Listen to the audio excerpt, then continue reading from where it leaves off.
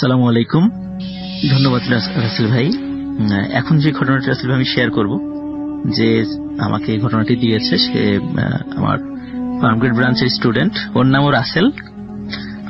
চট্টগ্রাম বিশ্ববিদ্যালয় political science থেকে লেখাপড়া করেছে। তো ওর বাড়ি হচ্ছে রাসেল ভাই টাঙ্গাইল। ও টাঙ্গাইল জেলার ধনবাড়ি উপজেলার দড়িচন্দ্রবাড়ি গ্রাম এবং ওর বাড়ির পাশেরই এই ঘটনাটা। তো রাসেল ভাই ঘটনাটি ঘটে হচ্ছে 2005 সালে। ওই গ্রামে সুলতান নামক একজন ব্যক্তি ছিলেন। উনি থাকতেন সৌদি আরবে। তো সৌদি আরবে উনি বেসিক্যালি যে কনস্ট্রাকশনের কাজটা করতেন আর কি, ওখানে লেবার হিসেবে কাজ করতেন। তো ওখানে হঠাৎ একদিন খবর আসে যে সুলতান অ্যাক্সিডেন্ট করে মারা গেছে। তো মারা যাওয়ার কারণটা যখন অনুসন্ধান করা হয় তখন বোঝা যায় যে কনস্ট্রাকশন একটা নতুন একটা বিল্ডিং এর কাজ মাত্র শুরু হয়েছে একটা জায়গায়। তখন যখন ওখানে গর্ত করা হয়েছিল, মানে এই মেশিন দিয়ে যখন গর্ত করা হয়, তখন উনি ওই গর্তের মধ্যে নেমেছিল।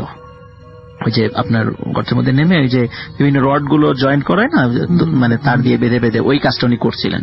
তো ওই গর্তটা ছিল অনেক উপরে, মানে গর্তটা গভীর ছিল। ওই উপরে যখন গর্ত করা হয়েছে আশেপাশে কিছু পাথর টাথর ছিল আর কি।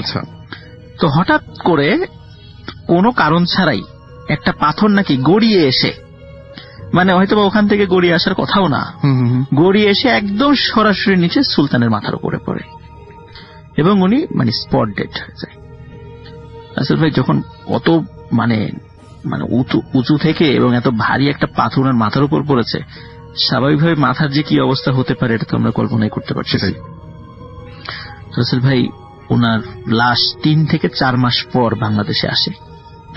বাংলাদেশে আসার পর এখন যখন আসে তার গ্রামের বাড়িতে, ওই দড়িচন্দ্রবাড়ি গ্রামে আসার পরে সবাই মোটামুটি মানে জানাজা পরে দ্রুত কবর দিতে হবে, কারণ সে মনে করেন যে ইসের থেকে আপনার শাহজালাল ইন্টারন্যাশনাল এয়ারপোর্ট থেকে আবার টাঙ্গাইল পর্যন্ত লাশ নিয়ে আসা এটা দীর্ঘ সময়ের ব্যাপার, কারণ ওই সময় ফ্রোজেন ছিল, তারপর এখানে নিয়ে আসা লাশটা পচন ধরে যেতে পারে।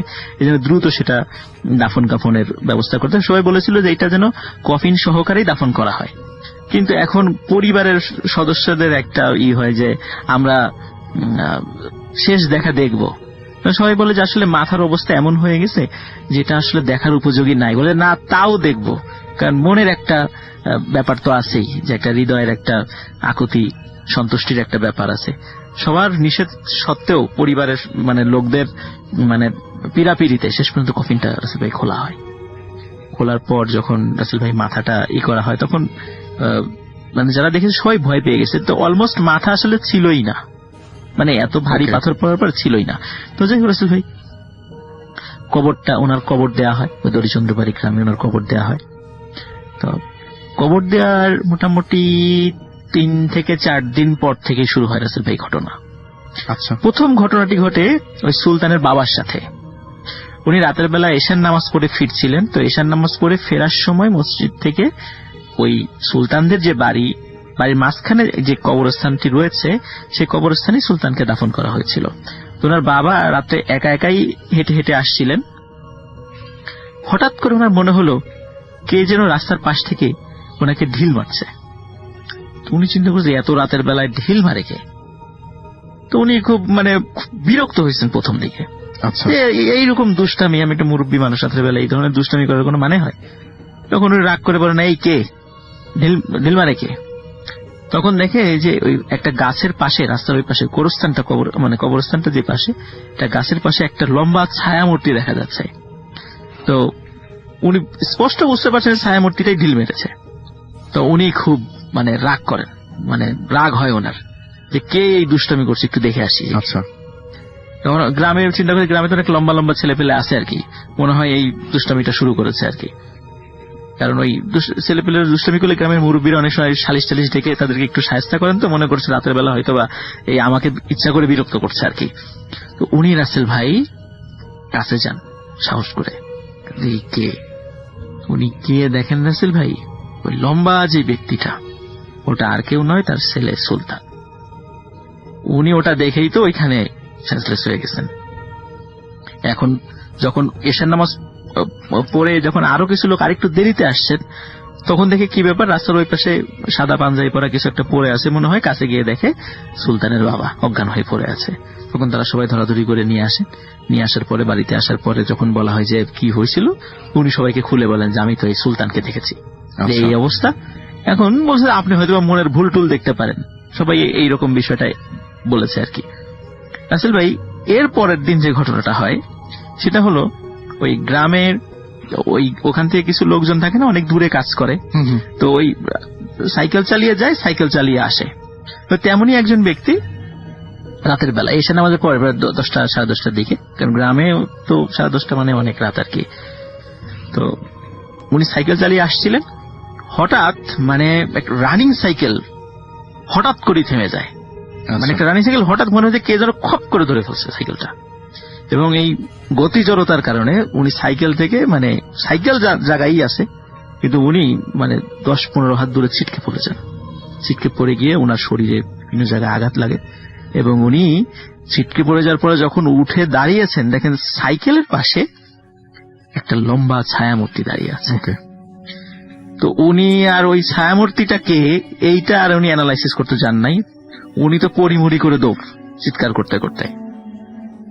এখন রাসেল ভাই, যখন দ্বিতীয়বার এই ঘটনাটি ঘটে তখন গ্রামবাসী চিন্তা করলো যে এটাও হয়তোবা তার মনের ভুল বা অন্য কারণে হয়তোবা রাতের বেলা রাস্তায়, যেহেতু মাটির রাস্তা, কোনো কারণে হয়তোবা কোনো একটা জায়গায় উঁচু থাকতে পারে, সাইকেলটা হঠাৎ করে থেমে গেছে, পড়ে গেছে, এটা হতেই পারে, এরকমই সবাই চিন্তা করেছে এবং তাকে সান্ত্বনা দিচ্ছে। যে বলে যে আমি এরকম ছায়ামূর্তি দেখেছি ও কবরস্থানে গেছে, কেউ সহজে বিশ্বাস করে না। থার্ড ঘটনা রাসেল ভাই, তখন এবার সাইকেল না, এবার মোটর সাইকেল। প্রায় ওই মাটির রাস্তাতেই, গতিটা স্বভাবত স্লো থাকে কিন্তু মাটির রাস্তাটা আসলে সমান ছিল, কিন্তু মানে বেশ প্লেন রাস্তা ছিল মাটির রাস্তাটা। তো একটা মোটর সাইকেল আসতেছিল রাতের বেলা, এটাও রাসেল ভাই রাত 11টা থেকে 12টার মধ্যে এরকম একটা সময়। তো রাসেল ভাই যখন ওই কবরস্থানটা ঠিক পার হয়েছে তখন মানে ওটাও একই ঘটনা, হঠাৎ করে মনে হচ্ছে এই গতির মোটরসাইকেলকে হঠাৎ করে কে যেন খপ করে চেপে ধরেছে। আচ্ছা। এবং মোটরসাইকেলে 2জন ব্যক্তি ছিল, 2জন ব্যক্তি দেখেছে সামনে একটা ছায়ামূর্তি, এবং যখনই ছায়ামূর্তি দেখেছে তখনই কিন্তু রাসেল ভাই হঠাৎ করে মোটরসাইকেলটা থেমে গেছে এবং ওরা 2জনই সাইকেল থেকে মানে মোটরসাইকেল থেকে পড়ে যান। পড়ে যাওয়ার পরে তাদেরও শরীরে হয় মানে খুব মানে তারা আহত হন আর কি। এখানে রাসেল ভাই একটা বিষয় বলে রাখা ভালো, সেটা হলো যখন রাসেল ভাই ওই যে মোটরসাইকেল আঘাতটা লেগেছে হঠাৎ করে থেমে গেছে, যখন পরবর্তীতে মোটরসাইকেল উদ্ধার করা হয়েছে মোটরসাইকেলের চাকাটা মনে হচ্ছে বাংলা 4 এবং ইংরেজি 8 লিখলে যেমন হয় ঠিক তেমন হয়ে গেছে। মানে এত জোরে আঘাত লেগেছে যে আমরা অনেক সময় দেখি না যে রাস্তাঘাটে অ্যাক্সিডেন্ট হলে বাইসাইকেল বা রিক্সা এরকম কিন্তু বেশি আঘাত লাগলে এরকম ইংরেজি 4 মানে বাংলা 4 বা ইংরেজি 8 মতো হয়ে যায়, কিন্তু খেয়াল করবেন আপনারা, লিসেনাররা হয়তো এই বিষয়টা বুঝতে পারবেন আর কি। তোমার আসলে একটা ফাঁকা জায়গা তারা চিন্তা করলো এই জায়গায় কোনো এরকম কোনো বাধা নাই, কিচ্ছু নাই, এত জোরে আঘাতটা লাগলো কিসে? তখন রাসেল ভাই বুঝতে পারে যে আসলে এটা আর কিছুই না, ওই যে একটা ছায়ামূর্তি, এবং যেহেতু সুলতানের বাবা প্রথম সাহস করে দেখেছিল ওই ছায়ামূর্তিটা সুলতানের ছায়ামূর্তি, তখন তারা মানে সবাই বুঝতে পারে যে এখন এই রাস্তাটা খুবই মারাত্মক, এদিকে রাত্রেবেলা এইভাবে আর হাঁটা যাবে না। রাসেল ভাই এখন একটা সমাধান কি? এরকম দেখা যায় রাতের বেলা কেউ মানে কিছু দেখুক আর না দেখুক, ক্ষতি হোক না হোক, গভীর রাতে হেঁটে গেলেই ওই গোরস্থানের পাশে একটা ছায়ামূর্তি তারা দেখত। এতে করে একটা উপকার হয় রাসেল ভাই গ্রামে, সেটা হলো গ্রামে প্রচুর চুরি ডাকাতি হতো, বিশেষ করে রাতের বেলা। ওই যে কারো কাঁঠাল চুরি, কারো কলার কাঁদি চুরি, কারো মুরগি চুরি, এই চোর সম্প্রদায়ের আনাগোনা একদম বন্ধ হয়ে যায়, এই একটা উপকার হয়। এবং সেই সাথে মানে গ্রামে লোকজনের রাতের বেলা রাসেল ভাই বেরোতে পারতো না, তখন এই সমাধানের জন্য একজন আলেমের শরণাপন্ন হওয়া হয়। তো আলেম বহু চিন্তা ভাবনা করে উনি বলেন যে আসলে সুলতানের লাশটা যখন এখানে আসছে তখন ঠিক যেই প্রক্রিয়াতে তাকে মানে দাফন কাফন করার কথা ছিল, এমনকি জানাজাটাও তার ঠিকঠাক মতো হয় নাই।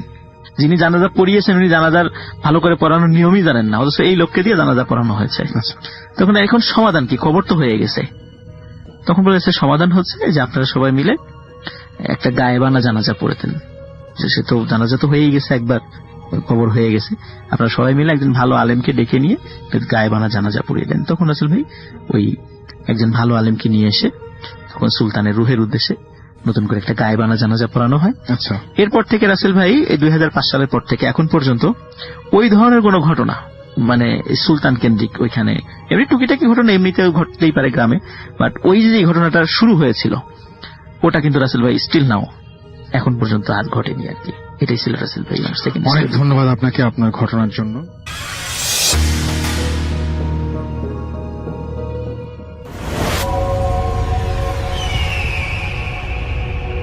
ধন্যবাদ রাসেল ভাই আমাকে ঘটনা বলার সুযোগ দেওয়ার জন্য। আমার নাম রিপন, আমি এসেছি লালমিয়ার থেকে। রাসেল ভাই, এখন যে ঘটনাটা আমি আপনাকে শেয়ার করব, এই ঘটনাটা আমার কাছে পাঠিয়েছেন, তার নাম হলো সুজন।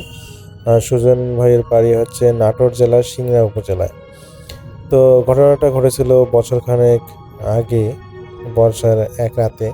সুজন ভাই এবং তার দুই বন্ধু জাহিদ এবং রুবেল ভাইয়ের সাথে তিনি চরণবিলের একটা নির্জন খালে মাছ ধরতে গিয়েছিলেন। তো সেই জায়গায় আসলে তাদের সাথে একটা ভৌতিক ঘটনা ঘটে। তো রাসেল ভাই, আমি সরাসরি ঘটনা যাচ্ছি। ঘটনাটা ঘটেছিল 2024 সালের শেষের দিকে। তো দুই বন্ধু মিলে ঠিক করলো যে সুজন ভাই এবং তার দুই বন্ধু মিলে ঠিক করলো যে তারা খালের মধ্যে মাছ ধরবে।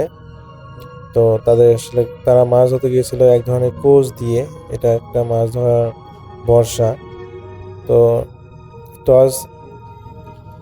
তো তারা আসলে ওই কোচ এবং সাথে টর্চ নিয়েছিলেন মাছ ধরার জন্য। তো রাতের বেলা চরণবিলের দিকে খালগুলো খুবই নিরিবিলি থাকে। তো ওনারা একটা ছোট্ট একটা ডিঙ্গি নৌকা নিয়ে খালের একদম ভিতরের দিকে চলে গেলেন। চারদিকে শুধু ঝিঝি পোকার ডাক শোনা যাচ্ছিল। তো রাত তখন আনুমানিক 1টা বাজে। তো হঠাৎ রুবেল ভাই খেয়াল করলেন যে ওই খালের মাঝখানে একটা বাঁশ। তো উনি ওই রুবেল ভাই অন্য দুই বন্ধুকে জিজ্ঞেস করলো, কিরে, খালের মাঝখানে এই বাঁশটা কোথা থেকে এলো? তো সুজন ভাই আর জাহিদ ভাই টর্চ মারে দেখলেন এবং দেখলেন যে খালের মাঝখানে একটা বিশাল বাঁশ পানির উপর ঝুঁকে আছে। বাঁশটা এতটাই নিচু হয়ে আছে যে নৌকা নিয়ে ওটা নিচে দিয়ে যাওয়া যাবে না। তো সুজন ভাই অবাক হলেন, কারণ এই খালের পাড়ে কোনো বাঁশঝড় নেই। তাহলে এই বাঁশটা কোথা থেকে এলো? তো ওনারা ভাবলেন হয়তো স্রোতে ভেসে এসেছে অন্য কোথাও থেকে। তো জাহিদ ভাই বললো যে একটু দাঁড়া, আমি বৈঠা দিয়ে বাঁশটা সরিয়ে দিচ্ছি। তো জাহিদ ভাই যখন বৈঠা দিয়ে বাঁশটাকে ধাক্কা দিল, তখন একটা অদ্ভুত ঘটনা ঘটলো রাসেল ভাই। বাঁশটা সরার বদলে উল্টো হালকা একটু কেঁপে উঠলো এবং পানির উপর থেকে ধীরে ধীরে আরো উঁচু হয়ে গেল। মনে হলো কেউ একজন অন্ধকারের ভিতর থেকে এটাকে উপরের দিকে টেনে ধরছে। তো ওনারা তিন বন্ধু একটু থমকে গেলেন এই বিষয়টা দেখে। তো সুজন ভাই বললেন যে, আরে ভাই, কাজ নেই মাছ ধরা, চল ফিরে যাই, আমার কাছে এখানে যেন ভালো ঠেকতেছে না। তো সুজন ভাইয়ের কথা শুনে রুবেল ভাই তো হাসাহাসি করলো। আরে ভয় পাস কেন? মনে হয় এটা কোনো কচুরি বানাতে আটকে গেছে, তো একটু নড়াচড়া পাওয়ার কারণে এটা এখন উপরে চলে গেছে, এখানে ভয় পাওয়ার কি আছে? তো জাহিদ ভাই যখন দ্বিতীয়বার বৈঠে দিয়ে সেই কালো বাঁশটাকে সরাতে গেল, রাসেল ভাই তখন একটা অদ্ভুত শব্দ হলো, ঠিক যেন শুকনো হাড়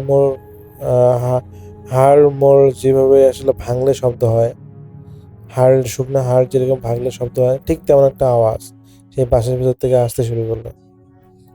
তো তিন বন্ধু দেখলেন যে বাঁশটা এবার আর উপরের দিকে উঠলো না, বরং ধীরে ধীরে নৌকার একদম মাঝখানের দিকে নুয়ে পড়তে লাগলো। তো সুজন ভাই লক্ষ্য করলেন যে বাঁশটার গায়ে কোনো পাতা নেই, কিন্তু ওটায় গা দিয়ে এক ধরনের চটচটে লালচে কোয়াশ গড়িয়ে পানির মধ্যে পড়তেছে। সেই কোয়াশ বা তরলটা আর কি, যেখানে পানি থেকে একটা ভ্যাপসা দুর্গন্ধ বের হচ্ছে, ঠিক যেন অনেকদিন ধরে থাকা কোনো জানোয়ারের পচা গন্ধর মতো আর কি। তো রুবেল ভাই তখনও সাহস দেখানোর চেষ্টা করছিল। সে বলল, কিরে, বাঁশটা কি আমাদের উপর পড়বে নাকি? সে যেই না হাত দিয়ে বাঁশটা একটু সরিয়ে দিতে চাইল, অমনি বাঁশটা হঠাৎ করে জ্যান্ত সাপের মতো নড়ে উঠল। বাঁশের সেই ধারালো গিঁটগুলো রুবেলের হাতের তালুতে ঘষা খেলো এবং সাথে সাথে ওনার হাত ফেটে রক্ত বের হতে লাগলো। কিন্তু সবচেয়ে ভয়ঙ্কর ব্যাপার রাসেল ভাই, জাহিদ ভাই যখন ওনার টর্চটা সেই বাঁশের উপরে মারলো, সেখানে বাঁশটা খালের পাড়ে আটকে থাকার কথা, সেখানে কোনো মাটি বা গাছ নেই। টর্চের আলোয় দেখা গেল সেই লম্বা কালো বাঁশটা খালের পাড়ে থাকা একটা বিশাল ছায়ার মতো অবয়বের হাতের মুঠোয় ধরা। মনে হচ্ছে সেই ছায়াটা খালের পাড়ে দাঁড়িয়ে বড় একটা লাঠির মতো এই বাঁশটাকে পানির উপর নিয়ে খেলতেছে। তো সুজন ভাই এবার আর নিজেকে সামলাতে পারলেন না। তিনি চিৎকার করে বললেন, জাহিদ, নৌকা ঘোড়া, এটা বাঁশ না, এটা অন্য কিছু। কিন্তু জাহিদ যখন বৈঠা দিয়ে নৌকা ঘোরাতে যাবে, তখন দেখলো যে খালের পানি হঠাৎ করে যেন জমে আটার মতো হয়ে গেছে। মনে হচ্ছে তাদের নৌকাটা মানে এগোচ্ছেই না। তারা এত জোরে জোরে বৈঠা করতেছে, চেষ্টা করতেছে নৌকাটা এগিয়ে নেওয়ার জন্য, সেই বাসটা থেকে বের করার জন্য, কিন্তু কোনোভাবে মনে হচ্ছে যে তাদের নৌকাটা বের হচ্ছে না। তো সুজন ভাই আর ওনার বন্ধুরা যখন দেখলেন যে সেই কালো বাসটা এখন আর স্থির নেই, ওটা নৌকার তলার সাথে ঘষা খাচ্ছে আর কর্কশ একটা শব্দ হচ্ছে, তো জাহিদ ভাই যখন মরিয়া হয়ে নৌকা সরানোর জন্য বইটা মারতেছিল, হঠাৎ উনি দেখলো যে খালের পাড়ে সেই দাঁড়িয়ে থাকা সেই লম্বা ছায়াটা এবার নড়ে উঠলো, মানে তার জায়গা বদল করলো। সেই বিশাল আকৃতির ছায়াটা ধীরে ধীরে খালের পানির দিকে ঝুঁকতে শুরু করলো। তো টর্চের আলোয় ওনারা দেখলেন যে ওটা আসলে কোনো বাঁশ নয়, ওটা ছিল সেই বিভৎস সত্তার একটা অস্বাভাবিক লম্বা হাত। তো ছায়াটা যত ঝুঁকেছিল, সেই কালো বাঁশটা তত বেশি নৌকার উপর চেপে বসছিল। তো রুবেলের হাত দিয়ে রক্ত গড়িয়ে নৌকার তলায় পড়তেছে। আর আশ্চর্যের বিষয় হলো, সেই রক্ত যেখানে পড়তেছে রাসেল ভাই, সেখান থেকে ধোঁয়া বের হচ্ছে। তো সুজন ভাই খেয়াল করলেন খালের দুই পাশ থেকে আরো অনেকগুলো সরু বাঁশের মতো হাত পানির উপর যেন সাঁতরে সাঁতরে আসতেছে। তো এটা দেখে তারা তো প্রচন্ড পরিমাণ ভয় পাইছেন এবং তারা কি করবেন বুঝতে পারতেছেন না। যেহেতু এদিকে হলো জাহিদ ভাইয়ের হাতের অবস্থা খুবই বাজে হয়ে গেছে, যার রক্ত বের হচ্ছে। তো উনি হলো জাস্ট ওনার অন্য হাত দিয়ে চেপে রেখেছেন এবং রুবেল ভাই এবং সুজন ভাই দুজনেই জাহিদ ভাইয়ের কাছে বইটা নিয়ে তারা দুজনেই তাদের জান প্রাণ দিয়ে বইটা লাগাতে লাগলেন। কিন্তু রাসেল ভাই, রহস্যজনক বিষয় হচ্ছে যে তাদের বইটা দিয়ে এত জান প্রাণ দিয়ে যাওয়ার পরও মনে হচ্ছে যে তাদের নৌকাটা যেন খুবই ধীর গতিতে এগোচ্ছে। তো রাসেল ভাই, এখানে তারা বুঝতে পারে যে তারা কোনো একটা বিপদে পড়ে গিয়েছে। তো পরবর্তীতে তারা দোয়া দরুদ করতে শুরু করে, যে যেটা জানে। তো দোয়া দরুদ পড়ার পর তারা নৌকাটাকে হালকা অনুভব করে।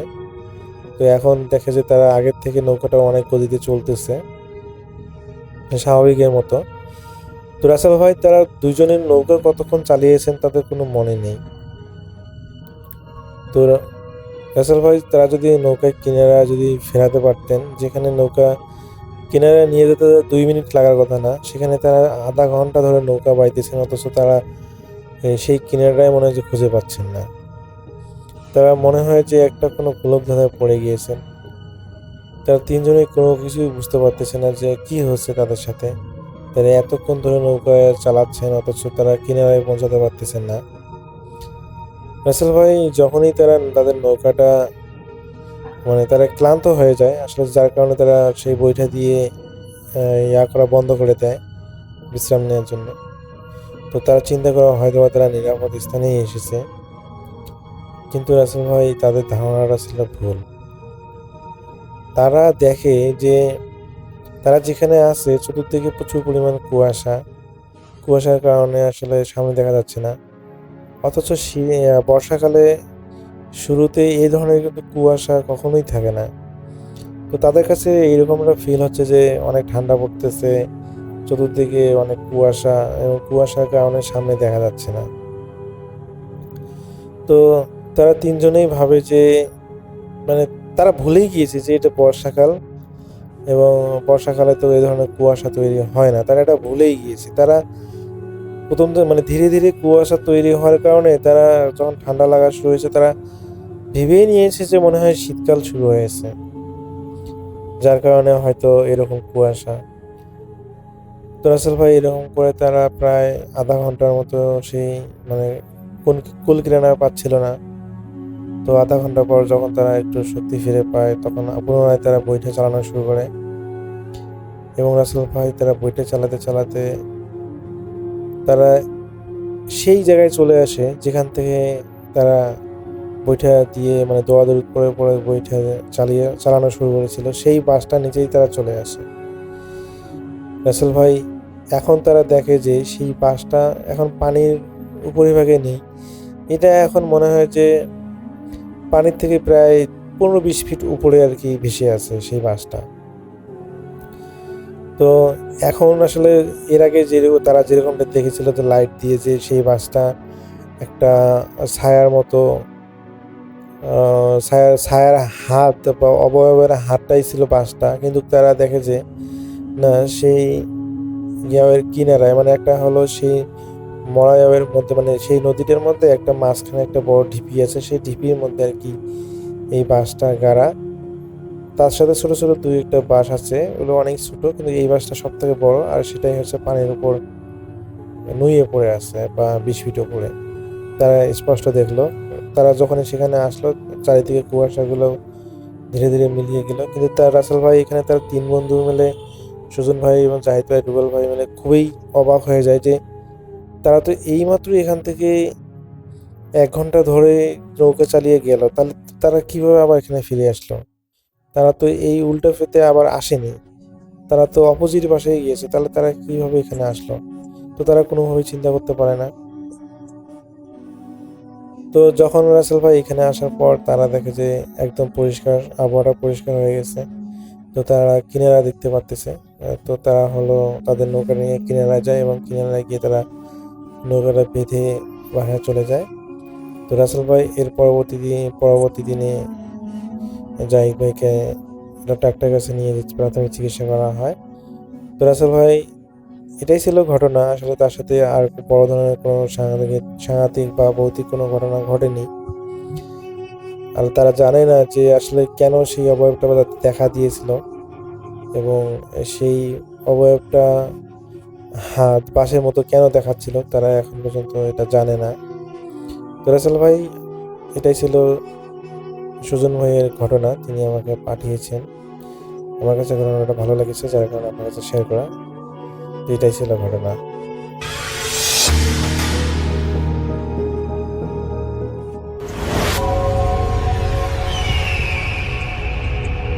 আমি ডক্টর আলিফ। আসসালামু আলাইকুম। আশা করছি আপনারা সবাই ভালো আছেন, সুস্থ আছেন। আমি আজকের বিদেশের একটি ঘটনা আপনাদেরকে শেয়ার করব। বিদেশের ঘটনা বলতে একটা জায়গার ঘটনা, যেটা বেশ অনেকেই জানেন অথবা গেছেন যারা ওই জায়গায় থাকেন। মালয়েশিয়ার একটি ঘটনা আপনাদের বলবো। ঘটনা বলতে সেই জায়গায় একটা ঘটনা ঘটে গেছে, সেটা বলবো। এটার নাম হচ্ছে জেন্টিং হাইল্যান্ডস, অনেকে গেন্টিং হাইল্যান্ডসও বলে। যারা মালয়েশিয়াতে থাকে তাদের একটি পছন্দের জায়গা, আবার যারা ঘুরতে যায় এটা টুরিস্টদের অনেক পছন্দের জায়গা। আমি নিজে গিয়েছিলাম সে জায়গায়। তো এখানে মাউন্ট উলু কালির চূড়ায় অবস্থিত একটি দর্শনার্থীদের স্পট আছে। এটা ওখানে অবস্থিত হয় বিশ্বমানের ক্যাসিনো, রিসোর্ট এবং থিম পার্ক ওই জায়গায় গড়ে উঠেছে। যাই হোক, এই পর্যটন গন্তব্যের একটি অন্ধকার দিক রয়েছে। এটি অ্যাম্বার কোর্ট নামে পরিচিত এবং দেশের পৃথিবীর অনেকগুলো ভুতুরে ভবনগুলোর মধ্যে একটি। অ্যাম্বার কোর্ট একটি সুউচ্চ জরাজীর্ণ মালয়েশিয়ার পাহাড়ের মধ্যে লুকানো একটা অ্যাপার্টমেন্ট কমপ্লেক্স। জনপ্রিয় গেন্টিং হাইল্যান্ডস রিসোর্ট থেকে অল্প ড্রাইভে এটা প্রধানত ক্যাসিনো চালু রাখা কর্মীদের জন্য আবাসন হিসেবে ব্যবহৃত হতো।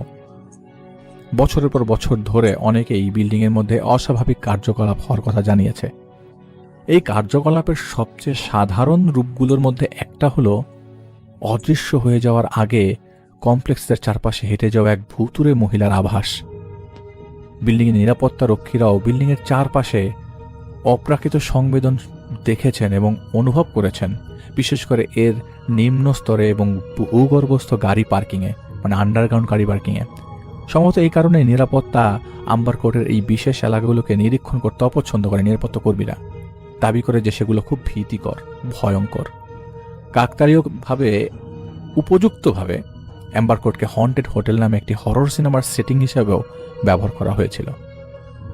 তো এখানে অনুমান করা যায় যে প্রকল্পের কিছু কাস্ট সদস্যদের চিত্রগ্রহণের সময় ভবনের মধ্যে নাকি অভিজ্ঞতা তাদের হয়েছে।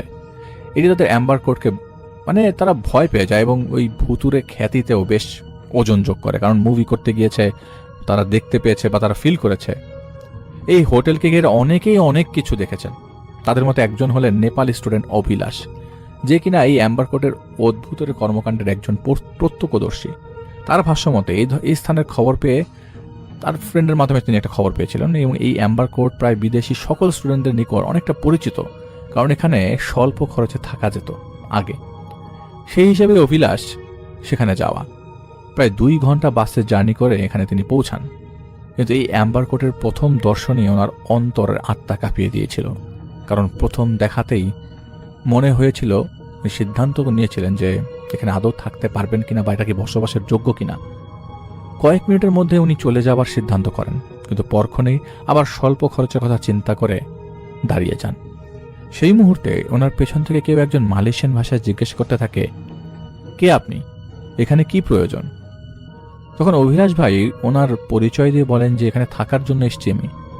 পরবর্তীতে সেই ব্যক্তি পরিচয় জানতে চাইলে তিনি বলেন যে সে এখানকার দেখাশোনার দায়িত্বে আছেন। সে অভিলাষ ভাইকে 4th তলায় গিয়ে রিসিপশনে কথা বলতে বলে।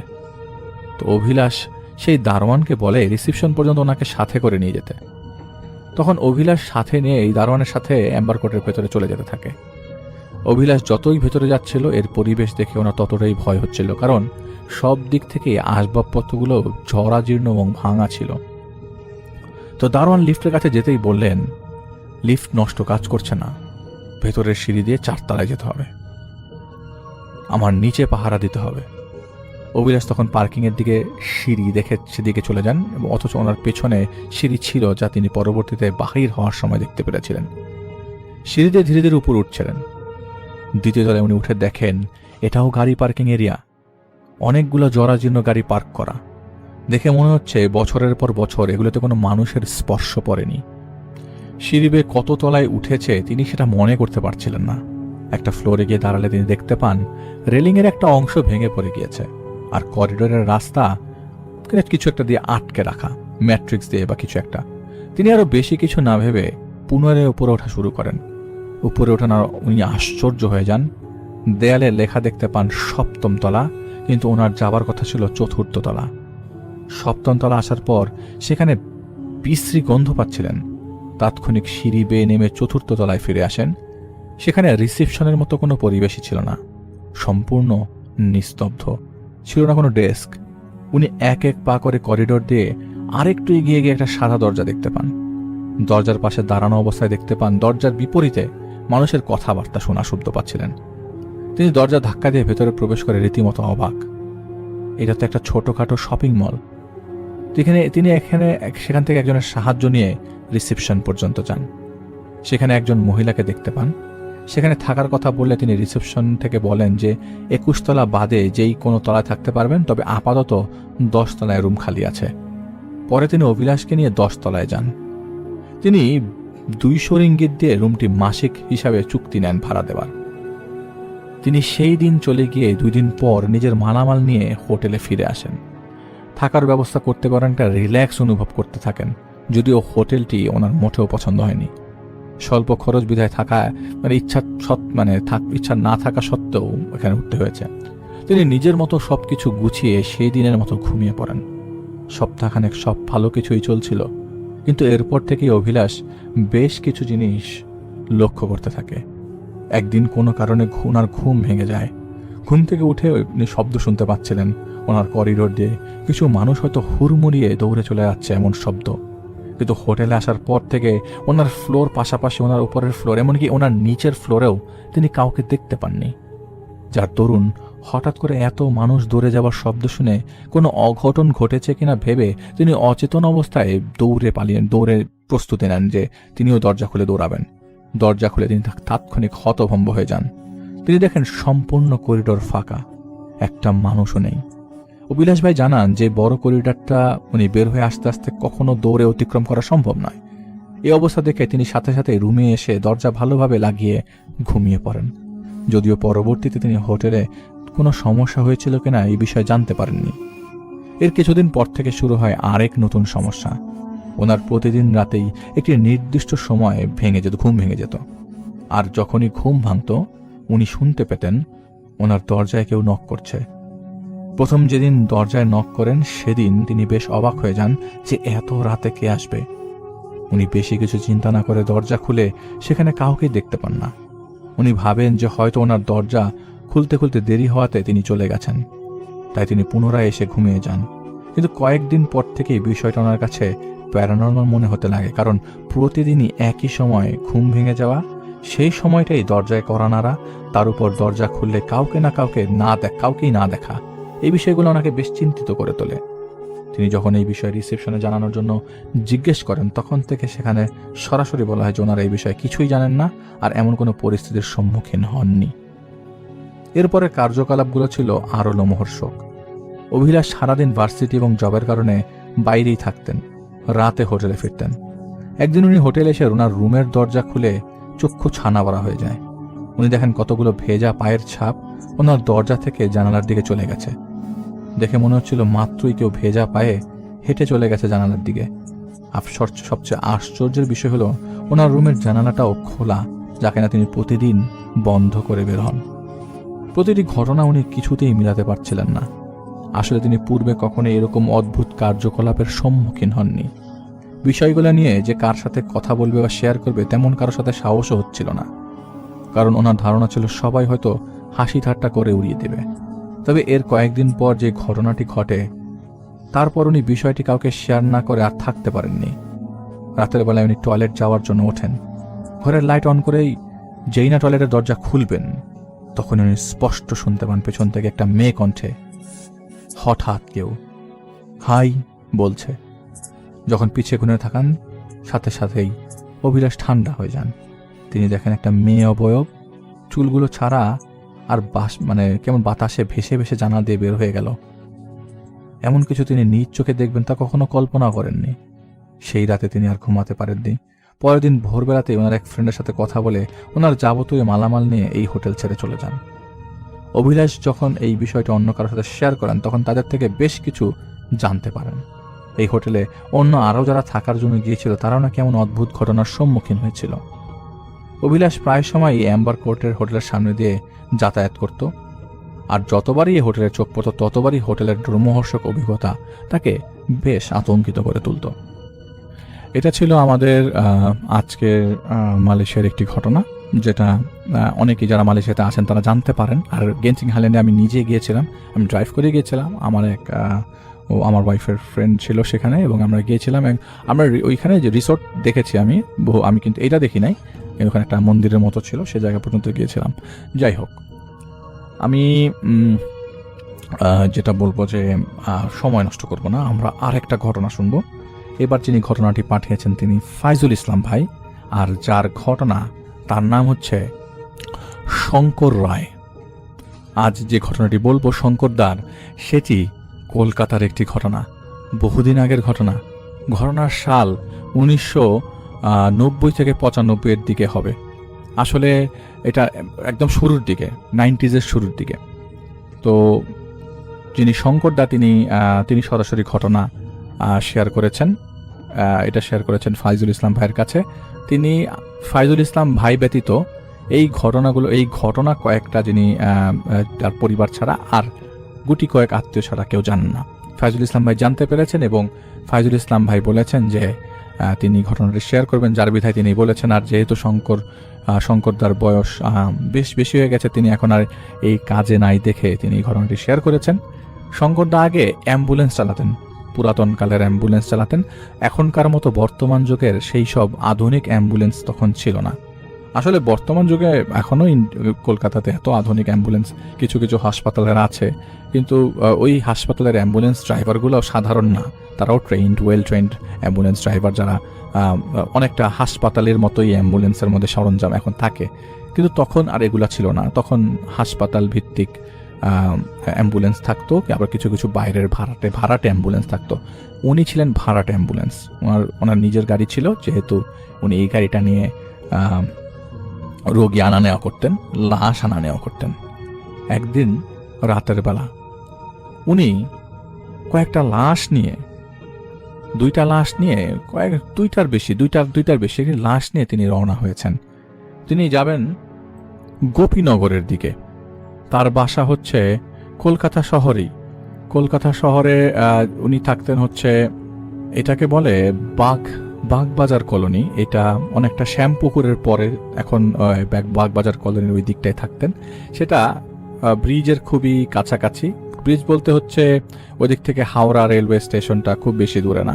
তো তিনি বলেছেন যে তিনি ওই জায়গাটায় থাকতেন। তো ওদিন রাতের বেলা তিনি রাস্তায় গাড়ি চালাচ্ছিলেন। ওনার অ্যাম্বুলেন্সে ছিল দুটা লাশ ছিল। লাশগুলো কার ছিল, বা ছেলে বা মেয়ে, কটা ছেলে মেয়ে ছিল, এটা তিনি জানেন না। তিনি গাড়ি চালাচ্ছিলেন রাস্তার মাঝখানে। তিনি যখন অনেকটা রাস্তার মাঝামাঝি রাস্তায় চলে আসেন, অনেকটা দাসনগর হয়ে যাচ্ছিলেন বা কিছু একটা এরকম একটা জায়গার নাম তিনি বলেছেন। সেখানে রাস্তার পথিমধ্যে হঠাৎ করে একটা বাঁশ ফেলে রাখে কেউ। বাঁশ ফেলে রাখলে তিনি ওই জায়গায় হকচকিয়ে যান। আর উনি দেখেন যে রাস্তার বাম পাশ দিয়ে কাঁচা টাইপের মাটি ফালানো, সেই বাম পাশ দিয়ে তিনি যেতে পারবেন। আর যেহেতু গাছের গুড়িটা তিনি দেখতে পেয়েছেন, তিনি ওই পাশ কাটিয়ে চলে যাচ্ছেন। হঠাৎ করেই তার অ্যাম্বুলেন্সের উপরে প্রচন্ড জোরে একটা মনে হলো কেউ যেন পাথর ফেললো অ্যাম্বুলেন্সের উপরে। অ্যাম্বুলেন্স আর নড়তে পারছে না, এবং তিনি একটা সময় অ্যাম্বুলেন্স থামাতে বাধ্য হন, কারণ ওই মুহূর্তে গাড়ি চলছিল না, গাড়ি স্টার্ট নিচ্ছিল না। তিনি বামে সাইড করে গাড়িটার ইন্ডিকেটর লাইট অন করে, তিনি হ্যাজার্ড লাইট বলে বা ইন্ডিকেটর লাইট অন করে তিনি আসলে স্টার্ট নেওয়ার ট্রাই করছিলেন, কিন্তু গাড়ি স্টার্ট হচ্ছিল না। রাত আসলে কয়টা বাজে সেটা তিনি আনুমানিক জানেন না। হঠাৎ করে তার মনে হচ্ছে পেছনে, তার অ্যাম্বুলেন্সের পেছনে যে দুটো লাশ ছিল, সেই দুটো লাশ উঠে বসেছে, শুয়ে নাই। এটা দেখার পর ওনার ঘুম ভেঙে যায়। শঙ্করদার ওটাই জীবনে প্রথম বাজে স্বপ্ন বলতে তিনি অ্যাম্বুলেন্সের রেগুলার লাশ আনা নেওয়া করেন, এবং বহু লাশ আনা নেওয়া করার সময় অনেক সময় অ্যাম্বুলেন্সে তার একা থাকতে হয়েছে। কারণ মোস্ট অফ দ্য টাইম কলকাতার বাইরে যদি কোনো লাশ নিয়ে যাওয়া হতো, তখন অনেকে অ্যাম্বুলেন্সে নিত, কারণ যারা অ্যাম্বুলেন্সে নিতে পারতো তারা অ্যাম্বুলেন্সে নিত। তো ওই স্বপ্নের পর তিনি তার স্ত্রীকে বলেন যে আমি এরকম স্বপ্ন দেখেছি, আমি তো এরকম স্বপ্ন কখনো দেখি নাই। যাকে ওনার ভাগ্যে কি আসে এটা তো উনি জানতেন না। উনি স্বপ্ন দেখেছেন কারণ রেগুলারলি লাশ নিয়ে যান। এটা তিনি ভেবে নেন যে যেহেতু লাশ তো রেগুলার নিয়ে আসি, হতে পারে এটা অন্য কোনো কারণে হতে পারে, হয়তোবা এটা অনেকদিন নিয়ে আসা যাওয়ার কারণেই আমার মাথা থেকে এসছে। কিন্তু উনি কখনো এসব জিনিস নিয়ে ভয় পেতেন না। উনি ঘটনা শুরু করার আগে একটা বলেছেন যে একদিন এমন হয়েছিল যে উনি একটা লাশ নিয়ে যাচ্ছিলেন গাড়িটার মধ্যে। সেই গাড়িটার মধ্যে একটা মুসলিম সম্ভ্রান্ত পরিবারের একজনের লাশ ছিল। তো তিনি যার আত্মীয় মারা গেছেন তাদের থেকে একজন লোক তার পাশে বসেছিল, এবং লাশ পথিমধ্যেই যখন লাশ নিয়ে যাচ্ছিলেন তার গাড়িটা বেশ ভারী ফিল করছিলেন তিনি। তার হঠাৎ করে প্রচণ্ড জোরে একটা শব্দ হয়। তো রাস্তার মধ্যেই, মাঝ রাস্তায়, গভীর রাত তখন, তো প্রচণ্ড শব্দ হয়, কারণ অনেক দূরে যেত তার। কলকাতা তো বেশ বড়, দেখা যেত যে এক জায়গা থেকে আরেক জায়গায় গেলে তো 150-200 কিলোমিটার দূরে এরকম জায়গা তো মাঝে মধ্যে যেতে হতো।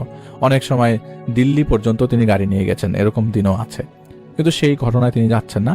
ওইখানে রামকৃষ্ণপুর, এরকম একটা কৃষ্ণরামপুর নামে একটা জায়গা আছে, এরকম একটা জায়গা দিয়ে যাওয়ার সময়, এটা 90s আগে, উনি এটা তো পুরাতন মাইক্রোবাস ছিল তখন, এটা খুব বেশি বড় না, ছোট মাইক্রোবাস, সেটা দিয়ে লাশ আনা নেওয়া করতেন। তো তিনি ওইটা দিয়ে লাশ নিয়ে যাচ্ছিলেন। রোগীও আনা নেওয়া করতো ইমার্জেন্সি কেসেসে, মোস্টলি রুগীই থাকতো, লাশ খুব কম। তো ওই লাশ নিয়ে যাওয়ার সময় তার গাড়ির মধ্যে হঠাৎ করে জোরে বিশাল বড় শব্দ হয়। তো তিনি মনে করেন গেছে, এখন তো টায়ার চেঞ্জ করতে হবে। তিনি নেমে দেখেন যে হঠাৎ টায়ার ফাটার শব্দই ছিল, আর ওই মুহূর্তে রাস্তায় কোনো গাড়ি ঘোড়া ছিল না। তিনি দেখেন যে টায়ারটা ইনট্যাক্ট, কিচ্ছু হয়নি, এবং তিনি তার টায়ার ফেটে গেলে যেরকম গাড়িটা হেলে দুলে, তার গাড়িটা এরকম হেলেও দুলেছিল, কিন্তু যখন তিনি গাড়ি থেকে নেমে দেখেন টায়ার ইনট্যাক্ট, কোনো সমস্যা হয়নি, কিন্তু অ্যাম্বুলেন্স স্টার্ট নিচ্ছিল না। ওইটা তার একটা ব্যাড এক্সপিরিয়েন্স ছিল, কারণ গভীর রাত, সাথে একজন মানুষ মাত্র, পেছনে একটা লাশ, তার কাছে খারাপ লাগছিল, তার কাছে ভয় লাগছিল। এবং ওনাদের সাথে যে আরেকটা অ্যাসোসিয়েটেড গাড়ি ছিল সেটা ওই মুহূর্তে তাদের সাথে ছিল না, হয়তো সেটা আগে চলে গেছে, তবে এটা পেছনে পড়েছে। কিন্তু লাশবাহী যে গাড়িটা ছিল সেটাতে ওনারা মাত্র 2 জন ছিল। তো খুব সম্ভবত এরকম শব্দ হবে এটা তিনি কখনো কল্পনা করতে পারেননি। ওনার কাছে মনে হচ্ছে যে গাড়ি গেছে, এবং উনি মেন্টালি প্রিপারেশন নিয়েছিলেন যে গাড়ির টায়ার চেঞ্জ করবেন, কিন্তু সেটা আর হয়নি। এটা তার এক্সপিরিয়েন্সের মধ্যে একটা। আরেকদিন একটা লাশ ছিল সাথে তার গাড়ির মধ্যে, এবং সেটা তিনি রাস্তায় ওভারটেক এড়াতে যে অপোজিট থেকে গাড়ি বাঁচাতে যে উনি প্রায় রাত্রে 10টা-11টার দিকে খাদে পড়ে যায়, সেইখানে লাশ পুরো পানিতে পড়ে গেছিল, এইটা তার মনে আছে। তো এইটা শেয়ার করেছিল, বলে যে আমি এরকম, উনি অনেকবারই নিয়ে গেছে লাশ এদিক সেদিক, বিভিন্ন জায়গায় পৌঁছে দিয়েছে, অ্যাক্সিডেন্ট হয়েছে এটা আরেক জায়গায় নিয়ে গেছে দাহ্য করার জন্য, মানে শেষকৃত্যের জন্য নিয়ে যাওয়া হয়েছে, গ্রাম বাড়ি নিয়ে যাওয়া হয়েছে, এরকম বহু কেসেস আছে।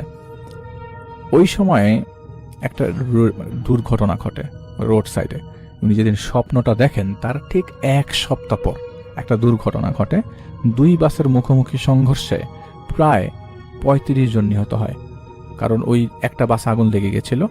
তো ওই যে বাসগুলোতে আগুন লেগে গিয়েছিল সেই বাসটাতে 2 জন বা 3 জন বেঁচে ছিল, বাকিরা সবাই ডেড, বাসের যতগুলো যাত্রী ছিল। তো মোরলেস 35 জন ওই মুহূর্তে মারা গেছিল। তো ওই হাসপাতালে তাকে অন্যান্য ড্রাইভার সহ হাসপাতালেও তাকে ডিউটি করতে হয়েছিল, রোগী আনা নেওয়া করতে হয়েছিল। একটা পর্যায়ে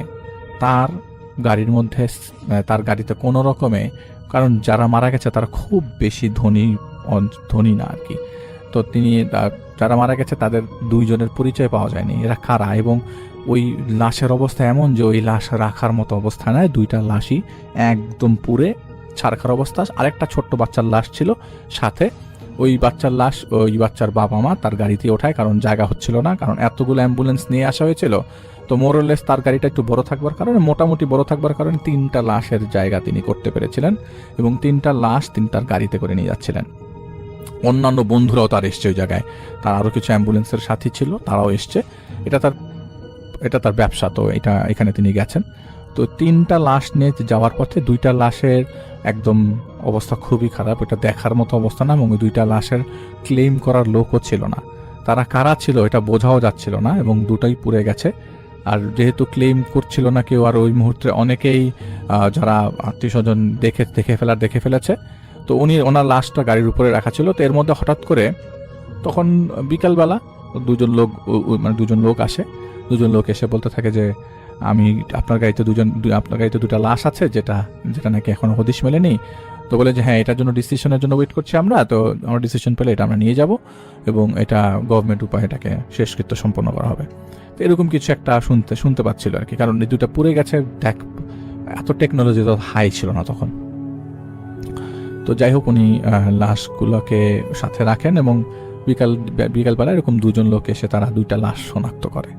তখন বলে যে ঠিক আছে, আমাদেরকে এই অমুক একটা জায়গায় যেতে হবে, আমি জায়গাটার নাম বলছি না, অমুক একটা জায়গায় যেতে হবে, সেইখানে আমরা শেষকৃত্য সম্পন্ন করবো, আমাদের এই 2টা লাশই আমাদের 2 জনের। তো ওই 2 জনের 2টা ইন্ডিভিজুয়াল লোক ওই মুহূর্তে তার গাড়িতে ওঠে। একজন উঠতে পারে, আরেকজন উঠতে পারে না। আর বাচ্চার বাবা মা আলাদা করে তাদের ওই জায়গার থেকে কাছাকাছি একটা জায়গায় শ্মশান ঘাটে তারা নিয়ে যায় বাচ্চাকে। আর ওই 2টাকে শ্মশান ঘাটে নেওয়ার জন্য তারা একটা জায়গার নাম বলে, যেটার নাম আমি বলছি না, আমি জাস্ট একটা ইন্ডিকেট করছি যে এটা কোন জায়গায় হতে পারে। এটা বেশ দূরে, কলকাতা থেকে অনেক দূরে, অনেকটা আসানসোলের কাছাকাছি, রঘুনাথপুরের আশপাশের কোনো একটা জায়গায়। আমি জাস্ট বললাম যেটা জানা গেছে সেটা। অনেকক্ষণের ড্রাইভ প্রায় যেতে কলকাতা শহর থেকে ওই জায়গাটা যেতে প্রায় 248 অথবা 250 কিলোমিটারের মতো ডিস্টেন্স হতো, এবং সেটা প্রায় তখনকার আমলে প্রায় 10 ঘন্টার কাছাকাছি। তো তারা রওনা দেয়, এবং তখন তো তেল নিতে হবে। প্রতিমধ্যেতে তিনি পুরা গাড়ি ভর্তি তেল নেন, এবং সেই তেলের টাকা পেমেন্ট করে হচ্ছে যিনি তার সাথে ছিলেন তিনি। দুজনের মধ্যে একজন পেমেন্ট করে, কিন্তু দুইজনই দুইজনের কেউই কারোর সাথে কথা বলছিল না। একজন বসেছে পেছনে আর একজন বসেছে সামনে ওই বাচ্চাকে পৌঁছে দেওয়ার পর।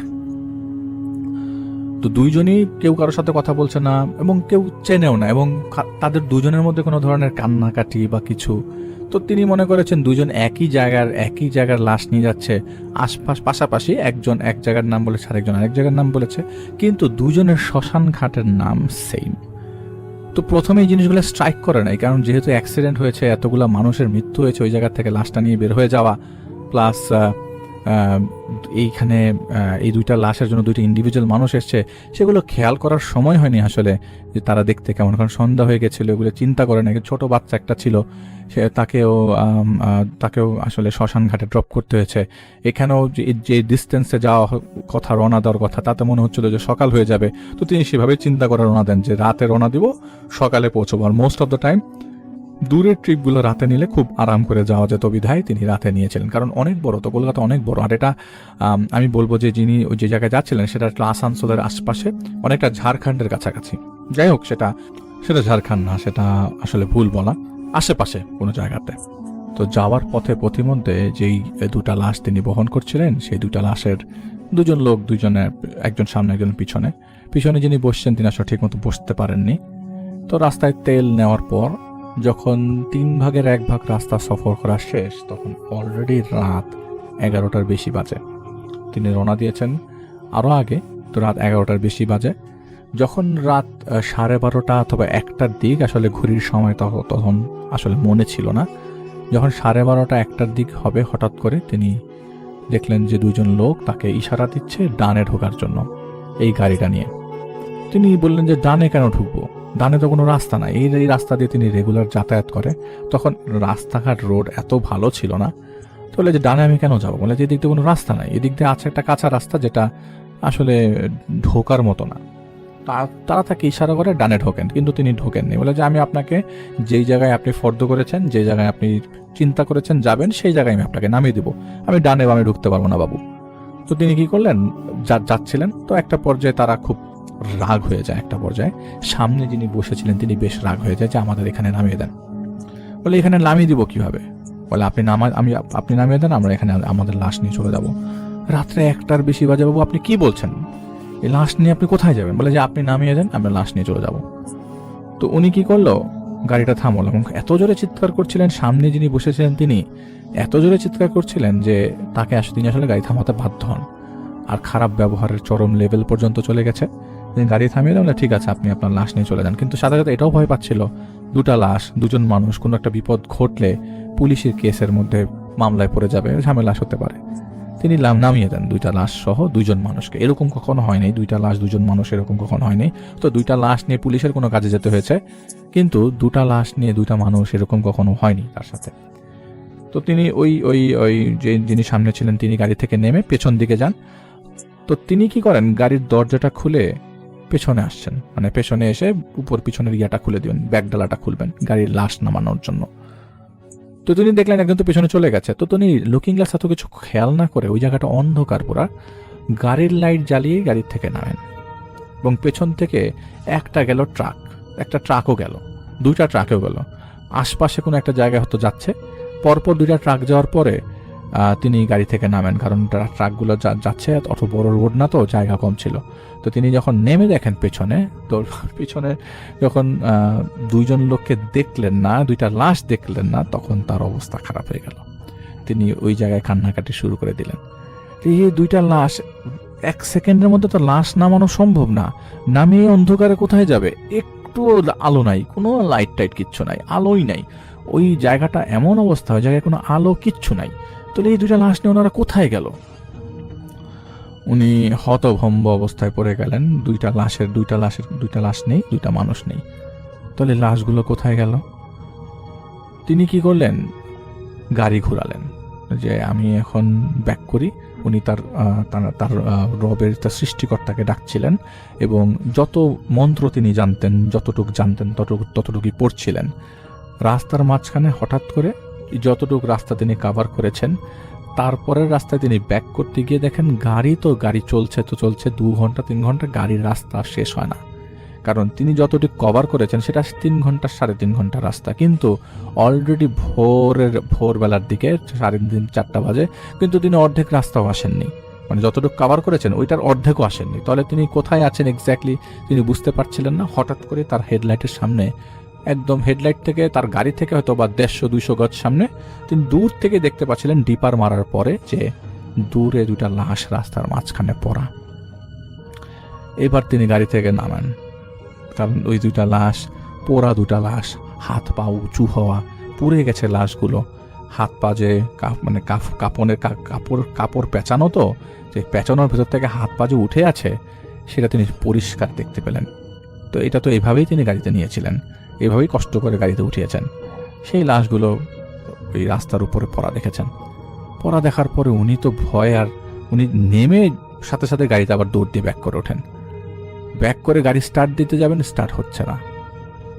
আশপাশে কাউকে দেখতে পাচ্ছে না, শুধু 2টা লাশ পড়া, কোনো গাড়ি ঘোড়াও যাচ্ছে না। এবং উনি যে এতটুকু রাস্তা ব্যাক করলেন কোনো গাড়ি ঘোড়া দেখেননি।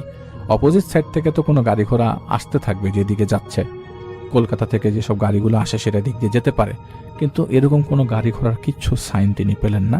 ওই মুহূর্তে তিনি দেখলেন ওই 2টা লাশ পড়া, এবং ভোর পর্যন্ত তিনি অপেক্ষা করার টার্গেট নিলেন, যেভাবে হোক গাড়িতে বসে থেকে ভোর পর্যন্ত অপেক্ষা করব। এরই মধ্যে 10 to 15 মিনিটসের মধ্যে তার গাড়িটা স্টার্ট হয়ে যায়। গাড়ি স্টার্ট হয়ে যাওয়ার পর তিনি গাড়ি স্টার্ট দেন এবং যেদিকে মন চায় সেদিকে দৌড় দেন বলে গাড়িটা নিয়ে দৌড় দেন। গাড়িটার সামনে লাশকে ক্রস করে যাননি, তিনি গাড়ি ঘুরিয়ে পেছন দিকে রওনা দেন। পেছন দিয়ে রওনা দিয়ে দিতে গাড়ি চলতে থাকে ভোরবেলা যখন, মানে এইটা একটা ইনসিডেন্ট যেটা তিনি কখনো ভুলবেন না। তিনি যে জায়গাটা, যে শ্মশান ঘাটটায় যাচ্ছিলেন সেটা তিনি চেনেন, এটা তার চেনা জায়গার মধ্যে একটা, তিনি গেছেন বহুবার। তো তিনি টার্গেট করেন পেছনে যেহেতু যাচ্ছি, একবার শ্মশান ঘাটের ওই জায়গাটায় চলে যাই। ওই জায়গায় তো অপরিচিত লোক আছে, ওই জায়গার পরিচিত পুরোহিত তার আছে, মানে ওই জায়গাটা তার পরিচিত, যে জায়গায় তিনি যাচ্ছিলেন ওই 2টা লাশ নিয়ে।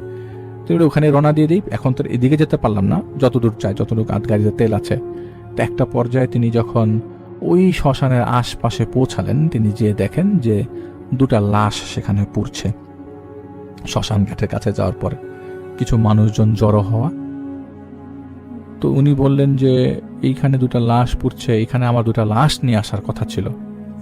এই লাশগুলো আমি পথিমধ্যে, উনি পুরোহিতকে জানালেন, আমি দেখলাম আমার গাড়ি থেকে লাশগুলো উধাও হয়ে গেছে, কোথায় গেছে আমি জানি না। এর মধ্যে আমি যখন আবার ব্যাক করতে গেছি রাশগুলোকে আমি রাস্তার মাঝে পড়া পেয়েছি, এরকম আমার জীবনে কখনো ঘটেনি। আমি জাস্ট আমার সৃষ্টিকর্তার নাম নিয়ে রওনা দিয়েছি এই পাশে। তো উনি অনেকটা ভোরবেলা বলতে হচ্ছে সকাল 6টা-7টার দিকে ওই শ্মশানের কাছে পৌঁছান এবং ওখানে যেয়ে দেখেন যে 2টো লাশ পুড়ছে। তখন ওখানে পুরোহিতকে জিজ্ঞেস করেন যেখানে যে 2টা লাশ পোড়ানো হচ্ছে এটা কি অ্যাক্সিডেন্টের লাশ কিনা। তখন তিনি বলেন না, তো এটা তো আমাদের এলাকার 2টো লাশ আজকে এসছে সেখানে, এটা অনেক বড় শ্মশানঘাট বলে, এটা আমাদের এলাকার, এখানে তো কোনো অ্যাক্সিডেন্টের লাশ আসেনি, আর আমি তো জানি যে কার লাশ এসছে, সুতরাং অ্যাক্সিডেন্টের লাশ তো এখানে আসেনি। তো বলে যে এখানে আমার আজকে 2টো লাশ নিয়ে আসার কথা ছিল, সেই 2টো লাশ অ্যাক্সিডেন্টে পুড়ে গেছিল। তখন তিনি মেলাতে পারছিলেন না, আসলে এই সময়টাই তার থাকার কথা ছিল। গতকালকে তিনি যদি রওনা দিতেন ঠিক মতো, এই সময়টা তার থাকার কথা ছিল এবং এই সময়ই আসলে শেষকৃত্য সম্পন্ন করার কথা ছিল, কিন্তু তিনি হিসাব মিলাতে পারেননি। অনেকক্ষণ পরে তিনি থেকে রেস্ট নিয়ে সেই জায়গাটায় কিছুক্ষণ থেকে প্রায় 6-7 ঘন্টা থেকে একটা পর্যায়ে রেস্ট নিয়ে তাকে গাড়ি নিয়ে দিনের বেলায় ব্যাক করতে হয়েছে কলকাতাতে। তার ভাষ্যমতে এই প্রথম তিনি প্যারানর্মাল কিছু জিনিসের সম্মুখীন হলেন, যেখানে তার গাড়ি থেকে লাশই উধাও হয়ে গেছিল। এবার আসি 1998 সালের একটি ঘটনায়। এই ঘটনাটি বলতে যে তার নাকি হাত পা পর্যন্ত কাঁপছিল এবং বলেছেন যে তিনি এটা যাদের পরিবারের যাদেরকে বলেছেন তারা সবাই বেশ ভয় পেত। বাচ্চাদের বেশ পছন্দ ছিল ঘটনাটা, কারণ বাচ্চারা অনেকে শুনতে চেত। একটা পর্যায়ে তিনি ঘটনাটা বলা বন্ধ করে দিয়েছিলেন, কারণ গল্প বলতে বলতে এই ঘটনাটা তিনি খুব গিল্টি ফিল করতেন, কারণ এই ঘটনাটা তার সাথে একটা ছোট বাচ্চার সাথে ঘটে যায়। আসলে বাচ্চাটা বলতে জিনিসটা এরকম যে এটা ওনার শেষ ঘটনা এবং এটার পরে তিনি আর কখনো কিছুর সম্মুখীন হয়নি, কারণ তিনি একটা পুরোহিতের কাছ থেকে একটা জিনিস নিয়েছিলেন, যেটা তার সাথে থাকার কারণে তিনি মনে করেন যে তার কাছে তিনি আর কোনো কিছু দেখেননি।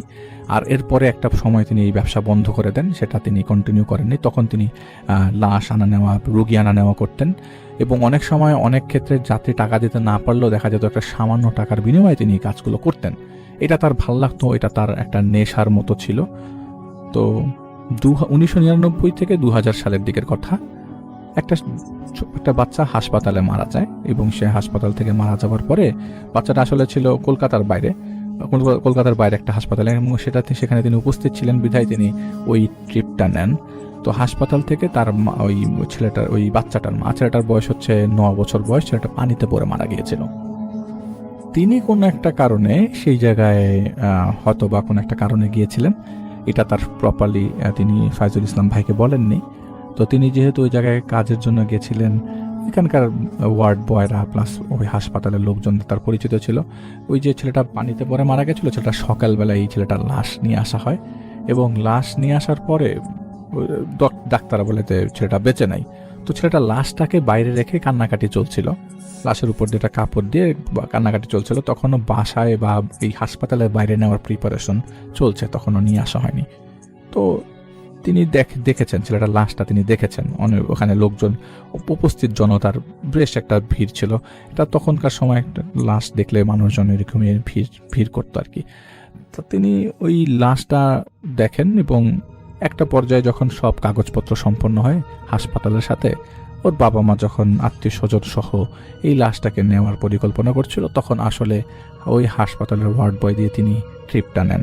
কলকাতা থেকে প্রায় ওই যে জায়গার হাসপাতাল, কলকাতা শহরের বাইরের একটা হাসপাতাল, ছোট হাসপাতাল, সেখান থেকে প্রায় 200 কিলোমিটার দূরের একটা জায়গায় তিনি 150 কিলোমিটার দূরে, 200 না 150 কিলোমিটার দূরে একটা জায়গায় তিনি নিয়ে যেতে হবে তাকে, এবং এইটা বেশ ভালো একটা ভাড়ায় তিনি ঠিক করেন। তো গাড়িতে ওঠেন হচ্ছে এই যে বাচ্চাটা মারা গেছে সেই বাচ্চাটার চাচা ওঠে, এবং বাচ্চাটার বাবা ওঠে পেছন দিয়ে। তো যাই হোক, গাড়িটার মধ্যে ওঠার পরে ওরাও আরেকটা গাড়ি ভাড়া করে তারা রওনা দিয়েছে। তাদের বাড়ি হচ্ছে ওই জায়গাতে। তারা এই জায়গায় এসে আসলে বেড়াতে এসেছিল, বাচ্চাটা পানিতে পড়ে গেছিল, সেটা হচ্ছে আসল ঘটনা। তো যাই হোক, পরে ওনারা যখন ফেরার পথে রাস্তার মাঝখানে যখন ওনাদের বাড়ি, মানে বাচ্চা ছেলেটা যে মারা গেছে সেই ছেলেটার বাড়ি কাছাকাছি যখন চলে এসছেন তিনি, তখন তার কাছে মনে হচ্ছিল যে পেছনে তাকাই, আমি পেছনে লুকিং গ্লাসে ছেলেটার বাবাকে দেখতে পাচ্ছি না। তিনি একটা পর্যায়ে গাড়ি যেহেতু আস্তেই চালাচ্ছিলেন, তিনি লুকিং গ্লাসে না একটা হালকা করে পেছনে তাকান, ঘাটটা বাঁকা করে। তিনি দেখেন ছেলেটার বাবা মাথাটা হেলান দিয়ে গ্লাসের সাথে শুয়ে আছেন, এবং যেই লাশটা নিয়ে তিনি যাচ্ছিলেন সেই লাশটা মাথা উঁচু করে রেখেছে। মানে লাশটা এখানে একটা ফ্ল্যাট সারফেসের উপরে ছিল, গাড়িটার একটা স্ট্রেচারের উপরে ছিল, ওই স্ট্রেচার থেকে মাথাটা উঁচু করে রেখেছে ছেলেটা। ফুলে ফেপে ছিল, এটা সত্য। 9 বছর একটা বাচ্চা, বেশ ফোলা ছিল, তো হাত পা ফোলা ছিল, এবং উপর দিয়ে খুব আহামরি কাপড় পেঁচানো হয়নি, জাস্ট একটা উপর দিয়ে কাপড় দেয়া। তার কাছে মনে হচ্ছিল যে সেটা মাথা উঁচু করা। গাড়ি চালানো অবস্থায় জোরে একটা চিৎকার দেন, এবং পাশেই অবস্থিত চাচাকে বলেন যে এই আপনারা দেখেছেন, পিছনে অবস্থা দেখেছেন, কি অবস্থা, ঘটনা কি? তিনি রিফিউজ করছিলেন যে আমি আর যাব না, আমার পক্ষে আর যাওয়া সম্ভব না, আমি কি দেখলাম এটা। তো তখন চাচা বলছে আপনি কি দেখেছেন? বলে যে আপনাদের লাশ উঠে বসে আছে, মাথা উঁচু করে বসে আছে। আমি যেতে পারবো না বাবু, আমাকে মাফ করুন, আপনারা নেমে যান, আপনাদের লাশ নিয়ে আমি পারবো না যেতে। আমি দরকার হলে এখানে দাঁড়িয়ে থেকে আপনাদের গাড়ি ঠিক করে দিই, এই জায়গাটা এখনো গভীর রাত হয়নি, আপনাদেরকে গাড়ির ব্যবস্থা করে দিই, আপনারা চলে যান, আশপাশের দোকান খোলা। বলে কি বলছেন বাবু চাতা, আপনি কেন আমাদেরকে নামিয়ে দিবেন? আপনাকে আমাদের জায়গায় নামিয়ে দিয়ে আসতে হবে, আমাদের কি সমস্যা? তো উনি আবার গাড়ি থেকে নেমে পেছনে যে দেখে যে না, লাশ তো লাশের জায়গায় আছে, সেটার বাবা ঘুমোচ্ছে, ওই যে বাচ্চাটা মারা গেছে তার বাবা ঘুমোচ্ছে ওই সময়। তখন তাকে ডাক দেওয়া হয়, আপনি একটু জেগে থাকেন, আর আপনি আমাদের সাথে জেগে থাকেন, কথা বলেন, তাহলে আমার যেতে সুবিধা হবে। অনেক রিকোয়েস্টের পর তিনি রাজি হন যে আচ্ছা ঠিক আছে আমি যাব, এবং প্রতিমধ্যে নামিয়ে দেওয়াটা খুবই খারাপ দেখা যায়। এবং সারাটা রাতে তিনি এরকম তার সৃষ্টিকর্তাকে স্মরণ করতে করতে পুরাটা রাস্তায় গেছেন, এবং রাত 2টার দিকে তাদের ডেস্টিনেশনে পৌঁছান। ডেস্টিনেশনে, মানে যে জায়গায় যাওয়ার কথা সেই জায়গায় তারা রাত 2টার মতো সময় নিয়ে পৌঁছান। এবং পৌঁছানোর পর তারা তিনি ওখানে মানে লাশকে নামানোর পর 1 সেকেন্ড দেরি করেন না, ওখান থেকে রওনা দিয়ে তিনি চলে যান তার এক বন্ধুর বাড়িতে, যেটা তো ওখান থেকে খুব বেশি দূরে ছিল না, কাছাকাছি ছিল। পরে বন্ধুর বাড়িতে যে সেখানে তিনি পরে রাত থেকে পরে সকালবেলা তিনি রওনা দেন। তো ছোট বাচ্চা নিয়ে এটা একটা ঘটনা তার তিনি সম্মুখীন হয়েছিলেন এবং বলেছেন যে এরকম একটা বাচ্চা লাশ নিয়ে যাওয়ার পর সেটা উঠে দাঁড়াবে না, আমার সাথেই কোনো সমস্যা ছিল নাকি লাশের সাথে কোনো সমস্যা ছিল, এই ব্যারাকলে তিনি পড়েছিলেন।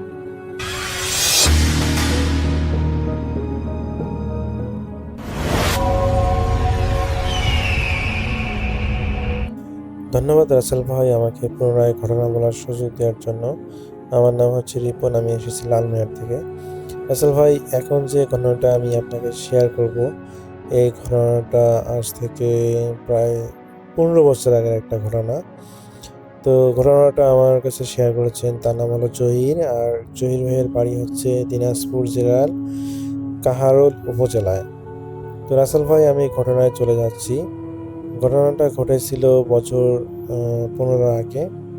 তো জহির ভাই তার বড় চাচার কাছ থেকে এই ঘটনাটা শুনেছেন। ওনার বড় চাচা গ্রামের মাতব্বর গোছের মানুষ, ওনাকে অনেক কিছুই আসলে এলাকার সমাধান করতে হয়। তো জহির ভাইয়ের চাচার প্রতিবেশী ছিলেন হচ্ছে মোখলেস মিয়া। মোখলেস মিয়া সাজানো গোছানো সংসার ছিল, কিন্তু হঠাৎ করে ওনার বাড়িতে বিচিত্র সব কাণ্ড কারখানা ঘটতে শুরু করে। কোনো কারণ ছাড়াই বাড়ির হাঁস মুরগি প্রতিদিন একটা একটা করে মরতে শুরু করে। মরা মুরগিগুলোর শরীরে কোনো আঘাতের চিহ্ন ছিল না, কিন্তু মনে হতো যে যেন শরীর থেকে কেউ সব রক্ত শুষে নিয়েছে সেই হাঁস মুরগিগুলোর।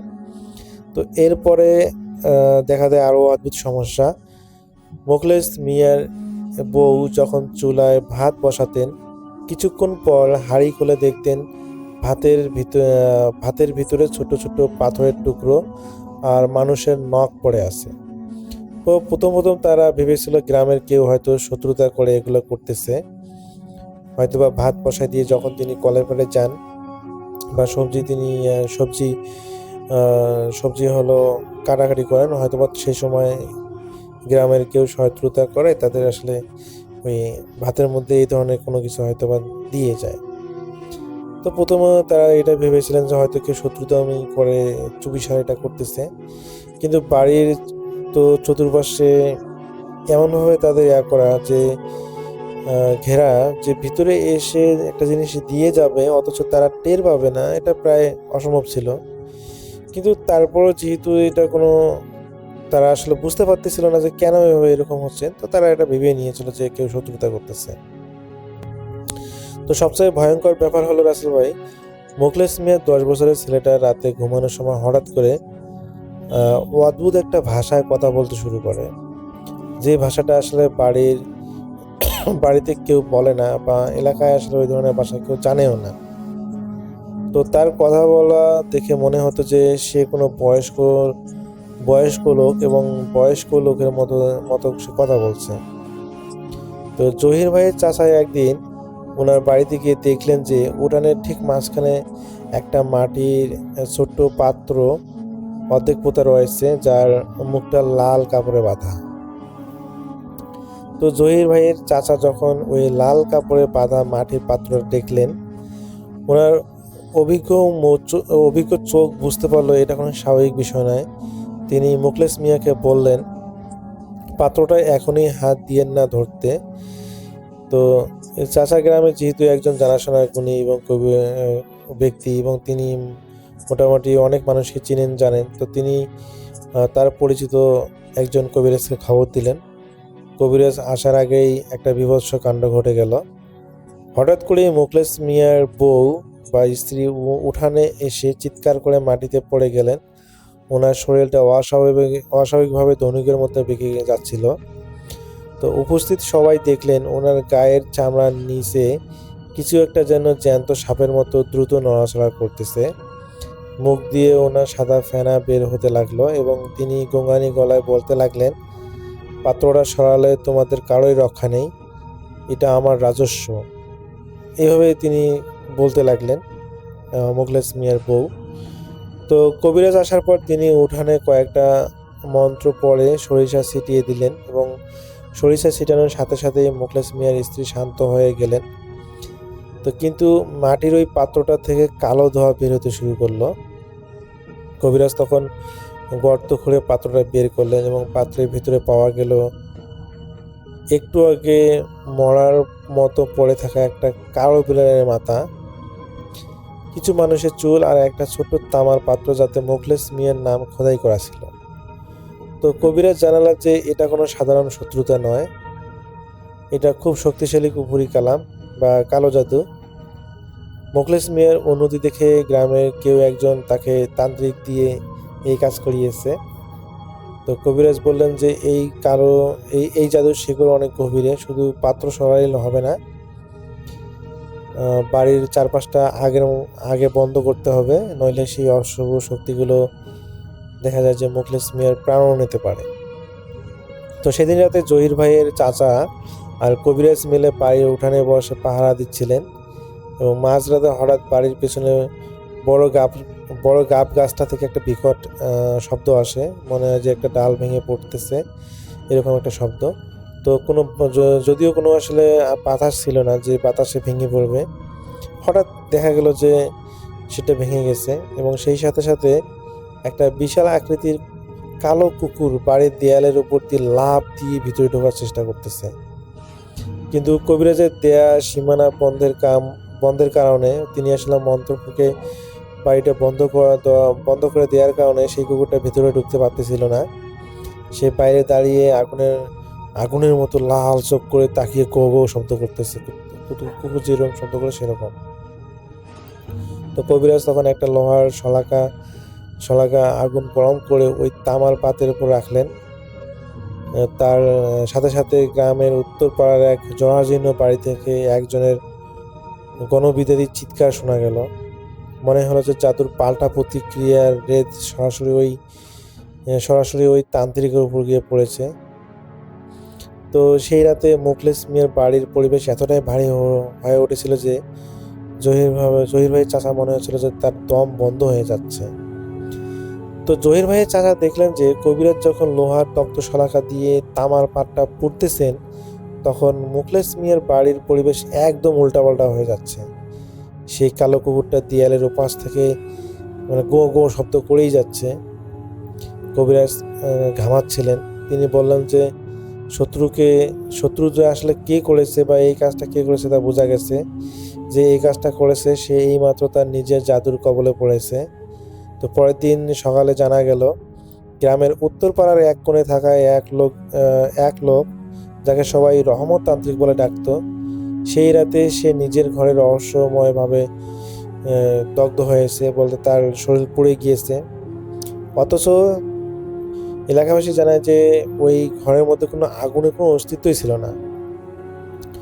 তো সবাই যখন রহমত তান্ত্রিকের বাড়িতে ভিড় করছে, তখন জহির ভাইয়ের চাচা মোখলেস মিয়াকে সাথে নিয়ে সেখানে গেলেন এবং তারা দেখলেন যে রহমত তান্ত্রিকের বিছানার নিচে হুবহু মোখলেস মিয়ার বাড়ির সেই মাটির পাত্রের মধ্যে আরও কয়েকটা পাত্র সাজানো। তো রহমত তান্ত্রিক আধামরা অবস্থায় পড়েছিলেন। তিনি সমস্ত কিছু স্বীকার করলেন এবং যেহেতু স্বীকার করার পর আসলে তিনি মাপ চাইলেন যে আমি এই ধরনের কাজ আর কখনোই করব না। তো এলাকাবাসী এবং মোখলেস মিয়া যেহেতু তারা দেখলেন এখন কি করবেন, যেহেতু এলাকার প্রতিবেশী মানুষ, তো তাকে আসলে তারা মাফ করে দিলেন এবং তাকে শর্ত দিলেন যেন পরবর্তীতে তারা যেন এই ধরনের কাজগুলো না করে। তো রাসেল ভাই এরপর থেকে আসলে ওই মোখলেস চাচার পরিবারে আর কোনো সমস্যা হয়নি। তবে একটা জিনিস রাসেল ভাই, ওই কালো জাদু করার কারণে তার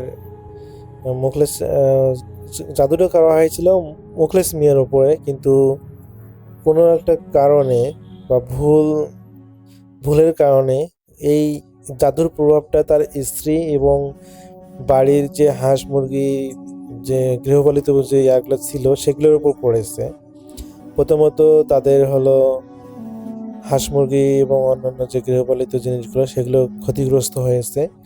পরবর্তীতে তার বউয়ের উপর প্রভাবটা গিয়েছে। এখানে মানে সেই কবিরাজ আসলে কি করেছিল, যেটা আসলে করার কথা ছিল মুখলেস মিয়ার উপর, কিন্তু সেটা না হয়ে তার বউয়ের উপর হয়েছে। এবং তার বউ প্রায় 15 দিন অসুস্থ ছিলেন। তিনি রাতে ভুলভাল বকতেন, মানে তিনি গালিগালাজ করতেন, যেটা অস্বাভাবিক ছিল। তো পরবর্তীতে ওই তাদের পরিচিত সেই কবিরাজের মাধ্যমে যখন তারা আসলে রুকাইয়া করেন মুখলেস মিয়ার স্ত্রী, তিনি সুস্থ হন। তো জহির ভাইয়ের চাচা যেহেতু এই বিষয়টাকে সবকিছু বিষয়গুলো হ্যান্ডেল করেন, রহমত তান্ত্রিকে যে সত্য দেন তিনি সেটা মানতে বাধ্য হন। তো এর পরবর্তীতে আসলে সেই গ্রামে এই ধরনের ঘটনাগুলো আর ঘটেনি। রাসেল ভাই, জহির ভাই যেটা জানিয়েছেন যে তাদের গ্রামে নাকি প্রায় এই ধরনের ঘটনাগুলো শোনা যেত। আসলে এই সমস্ত ঘটনার কেন্দ্রবিন্দু ছিল হচ্ছে ওই রহমত তান্ত্রিক। তিনি নাকি এগুলো বিশৃঙ্খলা সৃষ্টি করে বেড়াতেন। তো যখন এই জহির ভাইয়ের চাচা তাকে শাসিয়েছেন, তো পরবর্তীতে তিনি এই সমস্ত কাজ ছেড়ে দিয়েছেন। তো এরপর থেকে আসলে তাদের গ্রামে আর কোনো ভৌতিক ঘটনা ঘটেনি বা খারাপ কোনো ঘটনা ঘটেনি। তো এটাই ছিল জহির ভাইয়ের ঘটনা।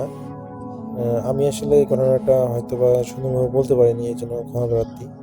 রাসেল ভাই, এটাই ছিল আমার ঘটনা।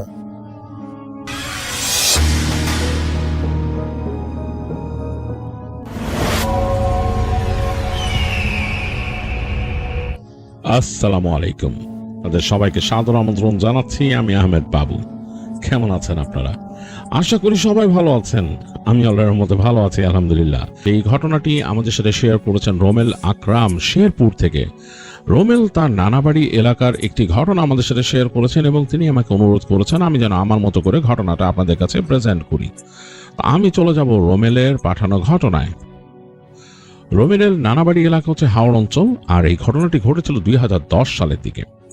তা হাওড় অঞ্চলের ওই জায়গায় অনেক মহিষের বাথান ছিল। মহিষের বাথানটা হচ্ছে এরকম, যখন বর্ষাকালে হাওড় তো ভরে থাকে, যখন শুষ্ক মৌসুম হয় তখন হাওড়ের পানি কমে যায়, বিস্তীর্ণ অঞ্চল শুকিয়ে চরের মতো হয়ে যায়। তো তখন কিছু মানুষ সেখানে একটা ব্যবসা করেন, সেটা হচ্ছে মহিষ নিয়ে আসেন ওইখানে অনেক। যাদের একটু টাকা পয়সা আছে তারা অনেক মহিষ সংগ্রহ করে সেখানে নিয়ে আসেন, এসে সেখানে মহিষের বাথান করেন, এই চর অঞ্চলে মহিষ পালন করেন। এবং সেখানকার যারা একটু সুবিধা বঞ্চিত, একটু আর্থিকভাবে দৈন্য দশা যারা আছে সেখানে রাখালরা, তাদেরকে ওখানে তারা কাজ দেন। বলে যে তোমাদের কাজ হচ্ছে এই মহিষগুলোকে এখানে পালা এবং এদের খাওয়া দাওয়া মেনটেনেন্স করা। তো খাওয়া দাওয়াটা তারা করে শান্ত চরের বিস্তীর্ণ চর, মানে এতদিন পানিতে ডুবে থেকে উর্বর হয়ে যায়, ওখানে ঘাস ওঠে, সেই ঘাস খেয়ে মহিষ ওখানে থাকে। আর তাদেরকে গোসল টোসল করা এনে চরের একটা জায়গায় তারা একটা বাথানের মতো, মানে একটা খোয়াড়ের মতো করে রাখে। তো সেখানে থেকে মহিষগুলোকে তারা ওখানে পালে ওই সময়টাতে, এবং মহিষের দুধ ইত্যাদি ইত্যাদি কালেক্ট করে, যেগুলো মাংসর জন্য প্রসেস করা, সেগুলো নিয়ে যায় ওখান থেকে। মোট কথা মহিষের দায়িত্ব দিয়ে দেন রাখালদের কাছে, এবং রাখালকে তারা অনেকে আছে একটা টাকা পয়সা দিয়ে রাখেন, অনেকে তাদেরকে একটা পারিশ্রমিক দেন, আবার অনেকে দেখা যাচ্ছে তাদেরকে কিছু লভ্যাংশ দেন। তো যাই হোক, এর ফলেই রাখালরা ওখানে কাজ করে। তো রোমেলের নানাবাড়ি এলাকায় এরকম একজন মানুষ ছিল, নাম ছিল বদিউল। তিনি ছিলেন পেশা একজন রাখাল। তো রাখাল, তার আসলে তেমন অর্থবিত্ত কিছু ছিল না, তিনি কাজ করতেন এরকম, যখন বাথানের টাইম আসতো বাথান করতেন, আবার কেউ কৃষি কাজ করলে তাকেও হেল্প করতেন। তো বদিউলের এইভাবেই চলতো আর কি। সে মোটামুটি একটু দৈন্য দশা, আবার মাছ টাছও ধরতো হাওড়ে যখন পানি থাকতো, এরকম অবস্থা। তো বদিউল একবার এরকম সে একটা অফার পেলেন একজন ব্যক্তির কাছ থেকে যে কিছু মহিষ সে পালতে চায়, তবে তার তেমন মানে খুব বেশি মহিষ ওঠানোর মতো অবস্থা নাই। এই গোটা 25 মহিষ নিয়ে তিনি একটা ছোট্ট বাথান করতে চান। আর এছাড়াও মহিষ আরও বেশি উঠাতে পারবেন না, কারণ ওই সময় ওই সিজনে অনেকেই এই বাথানের কাজ করে। তো তাদের মধ্যে যারা যারা করে ওই এলাকার মানুষ, তাদের মধ্যে সার্বিক আলোচনা হয় এবং এক একজনের প্রভাব প্রতিপত্তি, টাকা পয়সা এগুলো নিয়ে আর কি একটা ভাগাভাগি হয়।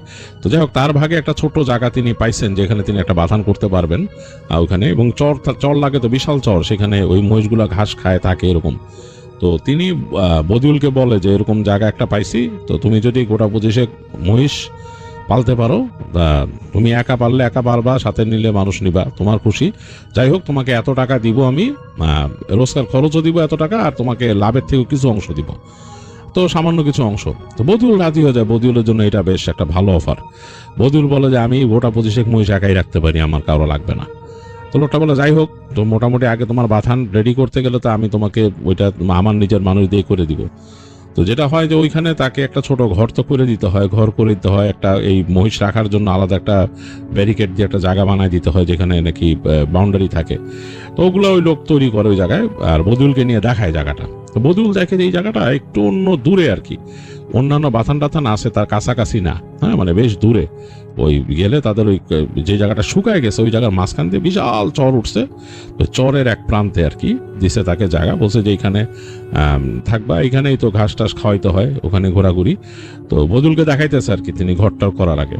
তো হেঁটে হেঁটে পুরা জায়গাটা ঘুরে ঘুরে একটা প্রান্তে শেষ মাথাটায় বদুলকে নিয়ে আসে ওই লোক, এনে বলে কি দেখো ভাই, তোমার একটা ভালো বুদ্ধিতেই বদিউল, তুমি ওইখানে থাকবা তো ভালো কথা, বাথান নিয়ে থাকো, এই জায়গা সম্বন্ধে কিন্তু এইখানে বদনাম আছে, এখানে আসো না, এই জায়গায় কোনায় আর আসবা না রাত্রেবেলা।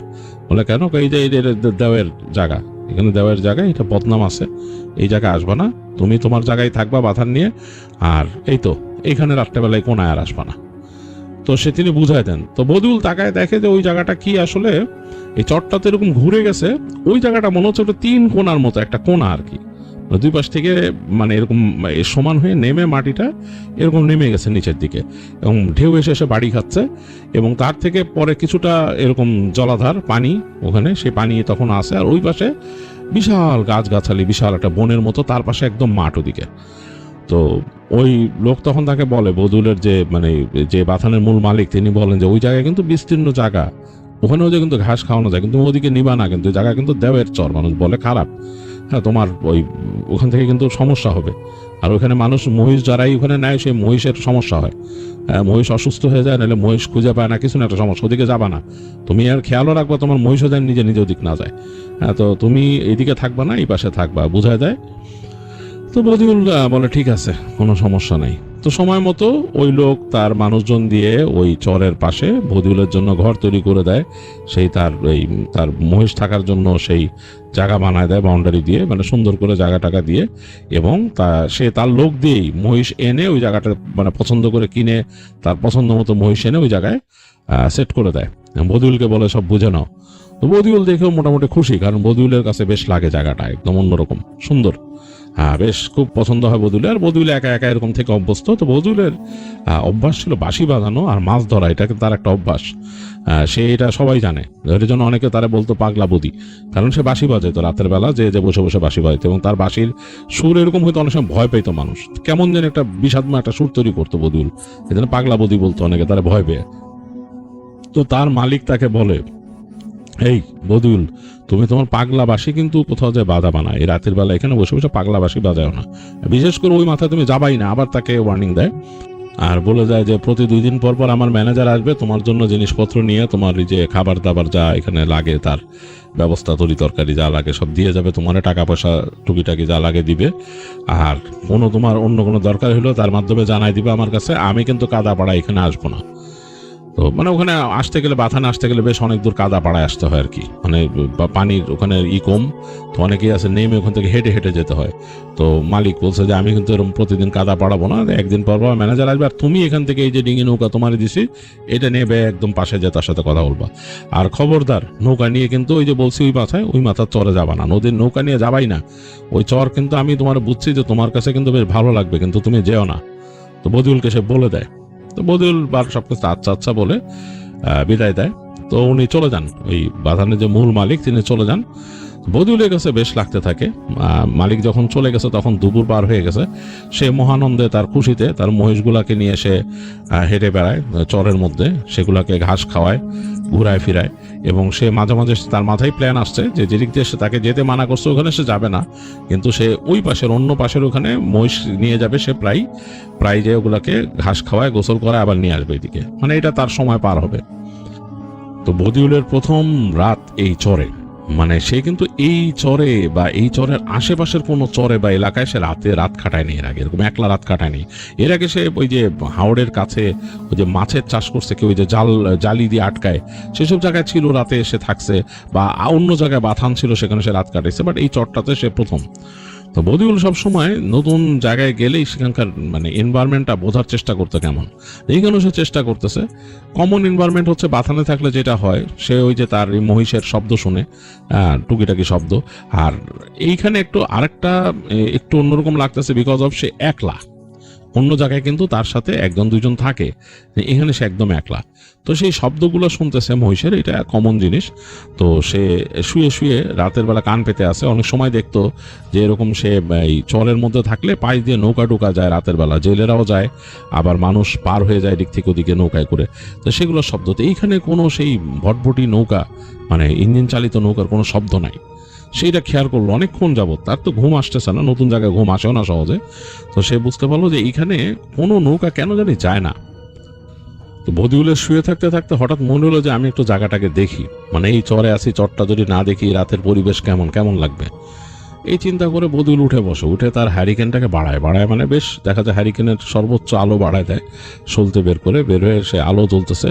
তারপর সে তার বাঁশিটা নেয় সাথে, তার একটা মোটা বাঁশি ছিল, সে বাঁশিটা নিয়ে হারিকেনটা নিয়ে সে বের হয় তার কুড়ে ঘর থেকে। বের হয়ে দেখতেছে যে সেই ঝিঝি পোকার শব্দ বেড়ে গেছে, মানে যেহেতু ঘরের মধ্যে যতটুকু শোনা যাচ্ছিল তার থেকে বেশি, একটু ঠান্ডা ঠান্ডা বাতাস। তো সে চিন্তা করলো যে দেখি আগে মহিষগুলার কি অবস্থা। তো হারিকেন নিয়ে সে হেঁটে হেঁটে গেল মহিষের এখানে। তো গিয়ে দেখলো যে হ্যাঁ, মহিষ তার মতোই আছে, বাইশ দিয়ে ঘেরা দেওয়া জায়গার মধ্যে সব মহিষগুলাকে আটকে রাখা আছে। তো সে চিন্তা করলো এইবার আমি একটু হেঁটে হেঁটে দেখি সামনে কি অবস্থা। তার কুড়ে ঘরের সামনে জায়গাটা ঘাস টাস কেটে পরিষ্কার করা ছিল বেশ অনেক দূর, কারণ এই জায়গাতে হাঁটাহাঁটি করা যায় উঠানের মতো, এবং ওখানে একটু জায়গা রাখছে সে যাতে কিছু সবজি লাগাইতে পারে এরকম, আর একটা ভেড়ার মতো করা। তো ওইখান থেকে হেঁটে সে বেরোলো সামনে। বেরো দেখতে ঘাস, বেশ লম্বা লম্বা ঘাস, এবং আকাশে একটা চাঁদ উঠছে, বেশ বড় চাঁদ। সেই চাঁদের আলোতে পুরা ঘাসের যে মানে বিস্তীর্ণ জায়গাটা, এটা একদম মানে সুন্দরভাবে মানে জল করতেছে পুরা। তো বদিউলের কাছে মনে হলো এত সুন্দর জায়গা, আমি যদি একটু না হাঁটি তাহলে এটা কেমন হয়, হেঁটে আসি, এখানে আর কি হবে, এখানে আর কি রাতের বেলা, আমি তো এলাকারই সন্তান। এই চিন্তা করে বদিউল হাঁটা ধরলো। তো ঘাসের মধ্যে দিয়ে হাঁটতেছে আর খুব সাবধান, সে হারিকেনটা ধরে রাখছে। ঘাসটা বেশ উঁচু জায়গায়, উঁচু ঘাস। তো হারিকেন উঁচা করে হাঁটতেছে, কোনো সাপ খুব মানে না পড়ে সামনে। আর ওই যে বাঁশের বাঁশি আছে সেটাকে নিয়ে হেঁটে যাচ্ছে। তো হাঁটতে হাঁটতে তার কাছে এত সুন্দর লাগতেছে, কারণ চাঁদের আলো পড়ে দূরের সেই পানি দেখা যাচ্ছে, পানির উপর ঝিকমিক করতেছে চাঁদের আলো, আর তার ওই পাশে দূরে চর দেখা যাচ্ছে, আর এই পাশে গাছগাছালি। তো সে হাঁটতে হাঁটতে আসলে চলে আসছে কোন জায়গায়, যেই জায়গায় তাকে তার মালিক বলছিল এইখানে ঘুরবা না, ওই জায়গায় সে চলে আসছে। এসে দেখতেছে এই জায়গাটা অনেক বেশি সুন্দর, কারণ ঘাস এখানে অপেক্ষাকৃত ছোট, আর ওই যে 3 কোণার মতো এরকম মাটিটা নেমে গেছে ওখানে, আর এই পাশে ছলাৎ করে পানি এসে বাড়ি খাচ্ছে। আর তার ওই পাশে মানে এই যে পানিটা যে ওই পাশে যে যেখানে উঠছে সেই জায়গাটা অনেকটা মনে হয় সমুদ্রের বিচের মতো, মানে বালির মতো এইভাবে নেমে গেছে, এবং তার ওই পাশে দেখা যাচ্ছে ঘাসের প্রান্তর, আর তার ওই পারে হচ্ছে চাঁদ। এত সুন্দরভাবে জায়গাটা তৈরি হয়েছে বলার মতো না। আকাশের মেঘগুলো খণ্ড খণ্ড ভাসতেছে, ওইটার মধ্যে চাঁদের প্রতিবিম্ব। মানে আসলে বদিউল পুরো হারায় গেল। তার আর বলে যে মালিক কি বলছে, কিসের দেওয়ের চর, এই যে মানে আজে বাজে কথা, আমি তার মহিষ না নিলে আমি যেখানে যাই কি আসে যায় বলে সে ওখানে বসলো। কিছুক্ষণ বসে সুন্দর করে সে তার বাঁশি বাজানো শুরু করলো। তো বাঁশি বাজাতে মানে বদিউল আসলে মোহিত হয়ে গেছে। হারিকেনটা কমাই দিচ্ছে সে, যেহেতু যাতে তার তেল বেশি খরচ না হয়। বাঁশির শব্দ ছড়ায় যাচ্ছে চারিদিকে। আর বদিউল আসলেই কিছু ধুন জানতো, যে এই ধুনটা আসলে একটু অন্যরকম, মানে এই জন্যই তাকে পাগলা বদি বলতো মানুষ, যে এই ধুনটা মানে শুনলে একটু ডিফারেন্ট লাগে, এটা স্বাভাবিক না, বেশ মনে হয় যে বেশ অন্যরকম, মানুষের মানে মনের মধ্যে একটা আঁচড় কেটে যায়, এরকম একটু দুঃখ ভাবটা মানে চড়ে ওঠে ভেতরে, বিষাদ একটা ভাব চড়ে ওঠে। এবং এটাতে বদিউল নিজেই জানতো না যে সে যখন এই ধুনটা বাজাইতো সে নিজেই নিজের মধ্যে হারায় যেত এরকম। তো বদিউল অনেকক্ষণ ধরে এই ধুনটা বাজায় সে খেয়াল করলো, ওদিকে তাকায়, তার কাছে মনে হলো যে আশেপাশের এই যেই ঘাসগুলা দূরে কেন জানে মনে হচ্ছে ওইখান থেকে কেউ তার এই বাঁশির শব্দ শুনতেছিল, এরকম তার কাছে মনে হয়। একটু গাটা কাটা দিয়ে ওঠে বদিউলের, মনে হয় যে কেউ না, মানে আরো মানে একাধিক কোনো মানে কেউ আছে ওখানে, তার এই বাঁশির শব্দ শুনতেছিল। বদিউলের গা কাটা দিয়ে উঠে সে তাড়াতাড়ি ঘুরে মনে করে চলে যাই বাথানে, ভয় লাগে তার কাছে। তো তো সে যখন হেঁটে আসতেছে তার কাছে কেন জানি মনে হয় তার পিছনে পিছনে কেউ হেঁটে হেঁটে আসতেছে। মানে সে স্পষ্ট ফিল করে, মনে হয় যে সে যে ঘাসগুলো পাড়া দিয়ে আসতেছে সেখান থেকে কেউ আসতেছে, এরকম লাগে। তো বদিউল বেশ মানে একটু ভয় পায় তাড়াতাড়ি তার ঘরের কাছে এসে সে ঢুকে যায়। ঢুকে তাড়াতাড়ি সে তার ওই দরজা টেনে দেয়, বেড়া দিয়ে দরজা বানাইছিল সেটাকে ভিতর থেকে পেঁচায় বাঁধা যায় তার দিয়ে বেঁধে চুপচাপ ঘরের মধ্যে তার চৌকিতে সে শুয়ে পড়ে, হারিকেনটা কমায় দিয়ে একদম হারিকেনটা ডিম করে সে খাটের পাশে রেখে দেয়, মাথার কাছে রেখে শুয়ে থাকে। তার কাছে কেন জানি ভয় লাগতে থাকে, মনে হয় যে এই দরজার ওই পারে কেউ অপেক্ষা করতেছে তার জন্য। যাই হোক, একসময় ঘুমায় যায় বদিউল এবং রাত পার হয়। পরদিন দিনের বেলা সে যথারীতি উঠে তার কার্যকলাপ সব করে সেই মহিষদের যত্ন নেয়। এগুলো করতে করতে তার দিন শেষ হয়ে যায়। আবার সেই সন্ধ্যা আসে, এর মাঝে খাওয়া দাওয়া করে তার মতো ওই দিন আর কেউ আসবে না তাকে ওখানে দেখতে বা কিছু। আবার সন্ধ্যা চলে আসে, এরকম রাত হয়। তো বদিউলের মনে সাহস হয়েছে, কালকে যদিও ভয় পাইছে তারপর মনে করছে ওই জায়গাটা খুব সুন্দর, ওখানে যেতে হবে। আর বদিউলের এই যে দ্বিতীয় শখ মাছ ধরা, সে চিন্তা করে যে আমি আজকে মাছ ধরবো, ওইখানে মাছ ধরবো আর বাঁশি নিয়ে যাই, যদি ইচ্ছা হয় যে মানে বাঁশিও বাজাবো, রাতের বেলা কে আসে। তো সে দিনের বেলায় তার মাছ ধরার জন্য কিছু আদার তৈরি করছিল, সেটা নিয়ে আর সে তার সেই বড়শি, তার নিজস্ব তৈরি করা বড়শি আছে বাঁশের কঞ্চি দিয়ে বানানো, সেই কঞ্চির বড়শি, একটা বালতি, তার বাঁশি আর কিছু আদার ওই বালতির মধ্যে নিয়ে সে হাঁটা দেয়। তো ঘর থেকে বেরোয় দরজা লাগাই দিয়ে সে হেঁটে যাচ্ছে সামনে ওই সেই ঘাসের রাস্তা দিয়ে। আজকে দেখে যে চাঁদ আজকে একটু ছোট হয়ে গেছে, মানে একটু খেয়ে গেছে একদিনে, কিন্তু এর আলো বেশ সুন্দরভাবে পড়ছে চারিপাশে, একদম মনে হচ্ছে ধুয়ে দিচ্ছে, ঘাসের উপর দিয়ে রূপালীভাবে চাঁদের আলো ধুয়ে দিচ্ছে। তো একেবারে অন্যরকম লাগে বদিউলের। সে মনে করে যে এই তো জায়গা এত সুন্দর, আমার কেন বললো যে এখানে আসতে না, এই মানুষজন আসলে না বুঝে অনেক কথা বলে, এই বলতে বলতে সে হেঁটে যাচ্ছে। তো তার সেই বড়শি আর বালতি এগুলো এক হাতে নিচে, এক হাতে তার সে হারিকেন ধরা, সে যাচ্ছে এগিয়ে। তো হাঁটতে হাঁটতে হাঁটতে হাঁটতে এক সময় সে আবার চলে আসে গতকালকের সেই জায়গাটা। তো ওইখানে আসার পরে একটু ভয় লাগে তার, কারণ এখানে দেখতেছে আজকে বাতাসটা একটু দমকা ভাবে বইতেছে, এসে কেমন জানি এলোমেলো ভাবে বাতাসটা ধুপধাপ করে তার গায়ে লাগতেছে এবং মানে একদম পুরা জামাটা উড়ায় ফেলতেছে। সে একটা শার্টের মতো পড়া ছিল, উড়ায় ফেলতেছে, তার গামছার অংশটা পতপত করে উঠতেছে, আর ঠান্ডা ঠান্ডা বাতাস, আর পানি ছপছপ করে বাড়ি খাচ্ছে এসে পাশে। তো সে চিন্তা করলো যে গতকালকে কি হয়েছিল, গতকালকে তার কাছে মনে হয়েছিল যে তার বাঁশি শুনতেছিল কেউ। চিন্তা করলো আজকে তো বাঁশি বাঁধাবো না, আজকে মাছ ধরবো, বাঁশি এমনি আনছি। এই চিন্তা করতে করতে সে তাকায় অপর পাড়টা দেখে তার কাছে আরো অনেক সুন্দর লাগতে থাকে। সে দেখে যে এখন যে সময়টা সে দাঁড়ায় আছে সেই সময় পানিটা আরো অনেক সুন্দর লাগতেছে, কারণ চাঁদের আলো পানিতে পড়ে তিরতির করে কাঁপতেছে। আর ওই পাশের যে অংশটা ওইটারে মনে হচ্ছে যে একেবারে নতুন করে মানে জয় করার মতো একটা জায়গা, মানে বিস্তীর্ণ একটা জায়গা, মনে হচ্ছে চাঁদ ওখানে একদম ঝুলে আছে। তো বদিউল আসলে লোভ সামলাতে পারে না, ওই যে তাকে যে পাগলা বদি বলতে এইসব কারণেই। তো সে চিন্তা করে পানি কটটুক হবে, এই কোমর সমান হতে পারে, যাই না ওই পাশে, যাই না দেখি কি মানুষ বলে আজ এরা কথা, এগুলো কিছু না, এখানেই তো বড় হয়েছে। এগুলো চিন্তা করতে করতে সে আস্তে করে হাঁটা দেয় এবং তার সে প্ল্যান করে যে সে ওই পাশে চলে যাবে। তো বদিউল হেঁটে হেঁটে পানিতে নেমে যায়, মানে নামতে নামতে আসলেই দেখে যে তার কোমর ছাড়া আর একটু উঠে গেছে, মানে তার বুকের কাছাকাছি পর্যন্ত পানি ওই জায়গায়। এবং সে তার হাতের জিনিসপত্রগুলোকে উঁচা করে ধরে রেখে, বিশেষ করে হারিকেনটারে, সে আস্তে করে পার হয়ে যায় এবং সময় দেখে যে হ্যাঁ পানিটা আসলে ওইখান থেকে নামতে নামতে আবার সে মানে ওই পাশে উঠে যায়, দেখে যে পানি নেমে গেছে এবং সে ওই পারে উঠে সে তার লুঙ্গিটাকে মোটামুটি চিপড়ায় ফেলে সে বুঝে যে সে ওই পারে। তাকায় দেখতেছে খুব সুন্দর এবং বদিউলের মনে হয় যে সে অনেক কিছু জয় করে ফেলছে, এত আনন্দ লাগে তার। সে হেঁটে হেঁটে সামনের দিকে যেতে থাকে। এখানকার ঘাসগুলাও সুন্দর এবং সে মাঝে মাঝে দেখে ফুলের মতো মানে এরকম ফুটে আছে, খুব সুন্দর লাগে তার কাছে। অনেক গাছগাছালি দেখে আশেপাশে, দূরে দেখে একটা বড় গাছ এরকম হয়ে আছে এবং চাঁদের আলোতে গাছটারে আরো অন্যরকম লাগতেছে। তো বদিউল খুব খুশি হয়ে যায়, সে খুব অ্যাডভেঞ্চার প্রিয় একজন মানুষ। সে দ্রুত ওখানে হেঁটে গিয়ে গাছটার গোড়ায় যায় এবং চাঁদের আলো গাছে পড়ে গাছের মানে একটা ছায়া তৈরি করছে নিচে, অন্যরকম অসাধারণ। তো সে ওই গাছ বেয়ে উপর উঠে যায় বদিউল, উঠে ওখানে বসে থাকে এবং বসে সে মনে করে এইখানে বাঁশি না বাজাইলে হয় না। তো সে তার বাঁশি বের করে বাজাইতে থাকে এবং আসলে বাঁশির শব্দটা এমনভাবে ছড়ায় যায় চারিপাশে, বলার মতো না, মানে একটা অন্যরকম সুর, অনেকটা বিষাদ টাইপের, মানে বদিউলের বাঁশি ছিল অনেকটা বিষাদ টাইপের একটা সুর। এবং ওই যে গ্রামের মানুষ বলতো যে পাগলা বদি, এই সুরের কারণেই অনেকক্ষণ এই বাঁশি বাজানোর ফলে বদিউলের মাথার মধ্যেও যেন কেমন লাগতে থাকে। এক সময় তার কাছে মনে হয়, নিজের কাছে কিন্তু তার এইটা ফিল হইতো, সে যে নির্জন জায়গায় বাঁশি বাজে, তার কাছে মনে হইতো যে কিছু একটা ভয়ের ঘটবে। তো বদিউলের একসময় এটা ফিল হয়, তো সে সাথে সাথে বাঁশি বাজানটা থামায়, থেমে সে গাছের ডালের উপর যেহেতু বসে আছে দূরে দেখতেছে যেখান থেকে সে আসছে, মানে যেই মানে সে যেখান থেকে উঠছিল মানে পার হয়ে তার যে চরটা, তার বাথানের যে চর, সেই চরের ওই পারে যেখান থেকে সে উঠছে ওই জায়গায় মনে হচ্ছে একজন মানুষ বসে মানে বড়শি ফেলে পানির মধ্যে মাছ ধরতেছে। এখান থেকে দেখতে পাচ্ছে সে, মানে পূজা হয়ে বসে আছে, হাতে বড়শি, সে বুঝতে পারতেছে। সে বলে আরে এখানে লোক আসলো কোত্থেকে, মাছ ধরতেছে, এটা কেমন কথা, এখানে তো আগে মানে কাউরে দেখিনি, আর এখানে কোনো নৌকার শব্দ নেই, কিচ্ছু নেই, আর কোনো বাতানো তো নেই, আমি একা। তো ওই চিন্তা করে বদিউল চিন্তা করলো যে আমি নামি, দেখি কে লোকটাকে।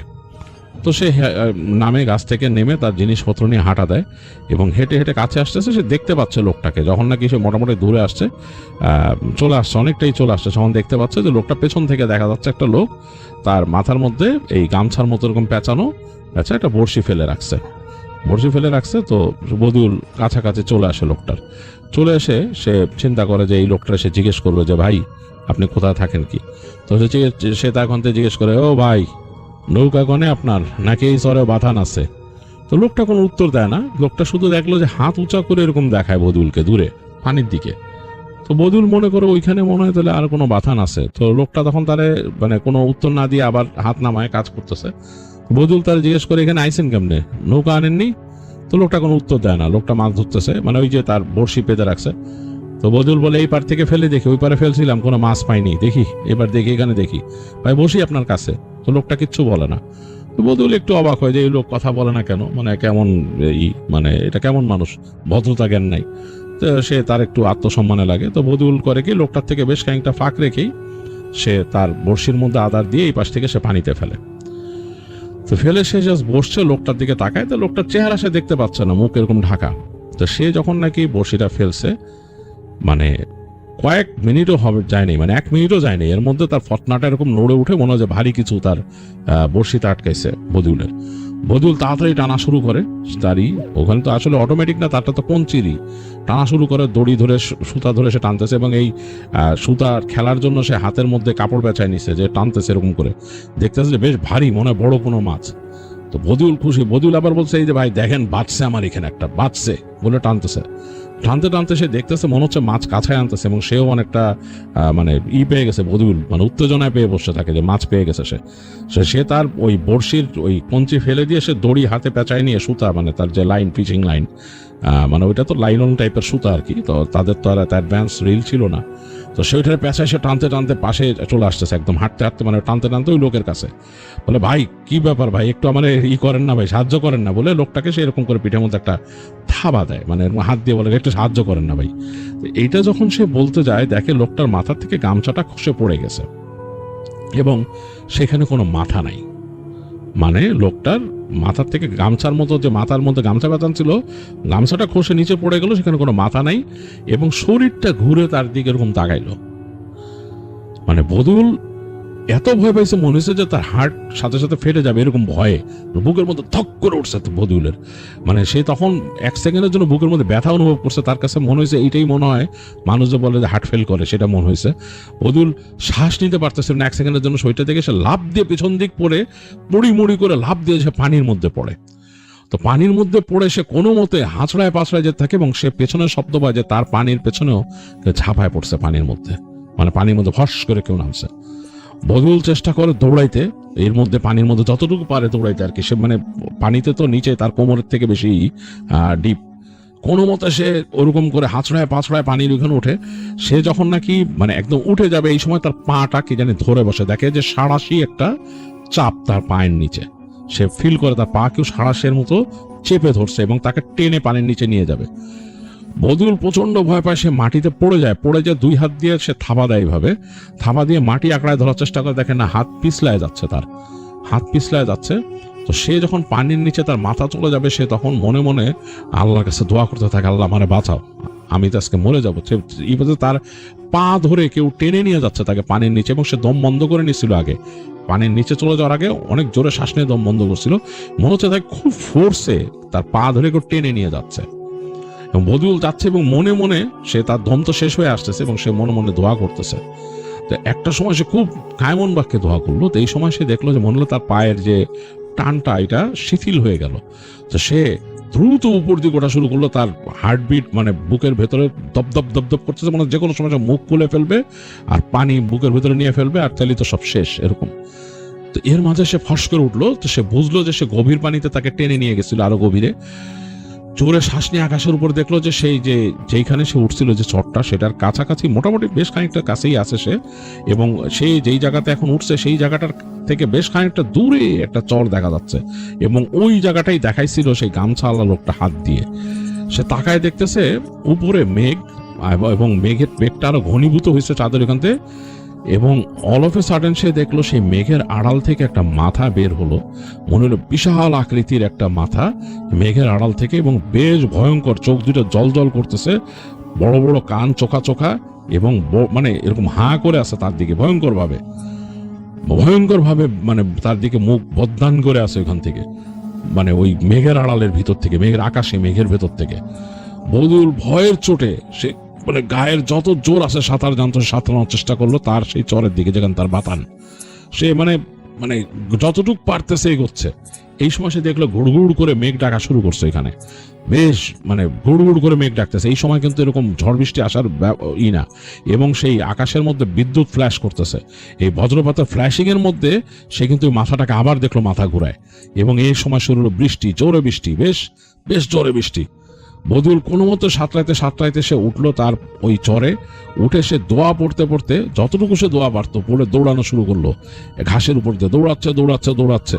এবং সে যখন নাকি ওই তার যে ঘাসের বাউন্ডারিটা পার হয়ে যাবে ওখানে, তখন সে হঠাৎ করে বাম দিকে তাকায় দেখলো সেই যে মানুষটাকে দেখছিল গামছা পেঁচানো, সেই মানুষটা দাঁড়ায় আছে তার থেকে বেশ খানিকটা দূরে, মানে পানির কাছাকাছি, যেখান থেকে পানির কাছাকাছি মানুষ দাঁড়াচ্ছে, এখান থেকে বোঝা যাচ্ছে। এবং তার সেই ওই যে আসলে যে যতটুকু গামছাওয়ালা মাথাটা সে ফেলে দিয়েছিল অতটুকু নাই, ওরা মাথা ছাড়া দাঁড়ায় আছে ওখানে। তো বদুল দৌড়াইতে যে সে তার সেই ঘরের মধ্যে পড়লো, কুড়ে ঘরের দরজা খুলে সে ভিতরে ঢুকে গেল। ভিতরে ঢুকে সে মানে আর তার সারা শরীর ভিজা কাঁপতেছে, এর মধ্যে ঝড় বৃষ্টি শুরু হয়েছে, বেশ ভালো বৃষ্টি হলো। আর বদিউল কোনো মতে একটা কাঁথা ছিল ওখানে টানানো, সেই কাঁথাটা গায়ের মধ্যে পেঁচায় সে বিছনায় পড়ে গেল। তার আর আসলে কাপড় চেঞ্জ করার সময় নেই, অনেকক্ষণ সে এরকম পড়েছিল, বেহুশ হয়ে গেছিল। তো যখন বদিউলের যখন হুঁশ ফিরছে বা ঘুম ভাঙছে বা ঘুমায় গেছিল, ওঠার পরে সে ফিল করলো যে সে কাঁপতেছে থরথর করে, তার শরীরের সেই কাঁথা ভিজা, তার মানে লুঙ্গি তো সব ভিজাই ছিল। সে উঠে কোনো মতো ওই কাঁথা দিয়ে নিজেকে মুছলো ভালো মতো, তখন আর বৃষ্টির শব্দ নাই। সে উঠে বুঝলো যে তার গায়ে জ্বর আসছে। তো সে তাড়াতাড়ি তার লুঙ্গি চেঞ্জ করলো, জামা চেঞ্জ করলো, এবং সে তার ওই কাঁথাটাকে এক সাইডে রাখলো, রেখে সে ঘরের বাইরে আস্তে করে উকি দিল। দেখলো যে তখনও ভোর হচ্ছে, মানে হয়তো ফজরে আজান হয়ে গেছে। এখানে তো ফজরে আজান শোনা যায় নাই এই চরে। তো অনেকক্ষণ সে বসে থাকলো, আলো একটু ফোটার পরে সে বের হয়ে যে সে হেঁটে গেল তখন যে সেই তার মহিষদের কাছে। এই মহিষগুলার তার খুব আপন মন হইতেছে এখন দেখে। মহিষগুলার কাছে গেল, যে ওগুলার কাছে যে বসে থাকলো সে, তার কাছে একলা ঘরের মধ্যেও ভয় লাগতেছিল। তো অনেকক্ষণ সে ওখানে থাকলো, আলো ফুটলো, এবং সে ওই দিন আর ঘরের বাইরেই বেরোল না, তার জ্বর আসছে। তো দুপুরের পরে তার ওই যেই মালিক, বাথানের মূল মালিক, তার যে ম্যানেজার, সে আসছে। এসে বদুলের কোনো খোঁজ খবর না দেখে, বদুল এখানে একটা যে ছিল নৌকা নিয়ে যাওয়ার কথা, তো ওই লোক বদুলের কোনো খোঁজ খবর না দেখে সে খোঁজ খবর করে ওখানের কাছ থেকে, অন্য আরেকজনের কাছ থেকে একটা ডিঙি নৌকা ম্যানেজ করে এখানে চলে আসে চরে। এসে সেই লোক দেখে যে বদুলের বিশাল জ্বর, বদুল একেবারে আকাশ পাতাল জ্বর, সে ঠিক মতো কিছু খেয়ালও করতে পারতেছে না। তো তখন তিনি বদুলকে ওখান থেকে নিয়ে আসেন, এনে গ্রামে নিয়ে এসে তাকে ওখানকার মানুষের কাছে দেন। গ্রামে বদুলের পরিচিত যারা ছিল, তো তারা বদুলের শুশ্রূষা করে এবং বদুলকে ডাক্তার দেখায়। তো বদুল কথা বলে ডাক্তারের সাথে, ডাক্তারকে বলে যে কি হয়েছে তার। তো ডাক্তার বলে যে আসলে ভয় পাইছেন ওখানে। ডাক্তাররা যেটা করে, বেশিরভাগ ডাক্তারই এই অলৌকিক জিনিসটাকে খুব একটা প্রাধান্য দেন না। তারা বলেন যে আপনি একলা ছিলেন, ভয় পাইছেন, জ্বরের মধ্যে আপনার মনের মধ্যে প্রভাব পড়ছে, আর আপনার তো এমনিও মিউজিক্যাল ইনস্ট্রুমেন্ট বাজানোর সময় আপনার অন্যরকম ফিল হয়। আপনি বলছেন বাঁশি বাজান যখন, তখন আপনি অন্যরকম একটা অনুভূতিতে চলে যান। অনেকেই আছে যারা মিউজিক করে, তাদের মাঝে এই ব্যাপারটা আছে। তো হইতে পারে তখন থেকে আপনার মধ্যে কোনো একটা হ্যালুসিনেশন হয়েছে, মানে আপনি কিছু একটা ভাবছেন নিজে। এটা বোঝায় বদুলকে। তো বদুল আসলে এটা মানতে নারাজ। সে তার শুভাকাঙ্ক্ষী মানুষ যারা আছে, কাছের মানুষ, মানে তার মামা দাদার সাইডের আত্মীয় তাদেরকে বলে। এমনি তার পরিবার নাই বদিউলের কোনো, সে একলা মানুষ, সেই তার মা বাবাও মারা গেছে। তো যে আত্মীয় যারা আছে, শুভাকাঙ্ক্ষী আছে, তাদেরকে বলে যে আমাকে একটা ভালো হুজুরের কাছে নিয়ে যান, দেখান। তো একজন ওখানকার গ্রামেরই একজন আলেমের কাছে তাকে নিয়ে যাওয়া হয়। তো তিনি দেখে বদিউলকে বলেন যে তুমি যে এরকম একলা একলা থাকো, এটা ঠিক না, একলা এরকম কোথাও থাকা ঠিক না, তোমার সাথে কাউকে রাখা উচিত, অন্তত একজন মানুষের কিছু হইলে কাউকে দেখার জন্য রাখা উচিত, যেরকম একটা চরের মধ্যে একটা এলাকায়। আর তোমাকে তো তোমার মালিক নিষেধ করছিল ওখানে যেতে, তুমি কেন গেছো? রাতের বেলা কত কিছু চলাফেরা করে, কত রকমের জিনিস আছে, কত বদ জিন আছে, খারাপ জিন আছে, এরকম কিছুর মধ্যেই তুমি পড়ছিলা। আর তোমার ওই বাঁশি, ওইটার শব্দেও অনেক কিছু হয়, তুমি জানো না? এরকম এই ইনস্ট্রুমেন্টের শব্দেও রাতের বেলা অনেক কিছু হয়। গ্রামের মানুষ যা বলা বলি করে, এর মাঝে ব্যাপার আছে। যাই হোক, তিনি বদিউলকে দোয়া দরুদ পড়ে দেন এবং চিকিৎসা করেন। তো বদিউল এরপর যখন নাকি একটু সুস্থ হয়, এরপর থেকে সে ঠিক করে সে এরপর থেকে আর কখনো একলা কোথাও এরকম থাকবে না, তার সাথে কাউকে নিয়ে ছাড়া সে একলা কোথাও থাকবে না, এটা সে ডিসাইড করে। এবং এরপর থেকে সে যতই কাজ করছে বদিউল, কোনো কৃষি কাজ করতে গেলে, কোথাও সেচের পাম্পে, অথবা সে ওই যেরকম কোনো মাছের ঘেরে বা কোথাও যেখানেই কাজ করছে জীবনে, সে ওই সাথে একজন মানুষ না ছাড়া সে কোথাও থাকে নাই। বাথানেও কাজ করছে, একাধিক মানুষ নিয়ে কাজ করছে। তো এই ছিল বদিউলের একটা ঘটনা, যেটা আমাদের কাছে রোমেল শেয়ার করছে এবং আমার কাছে বেশ লাগছে।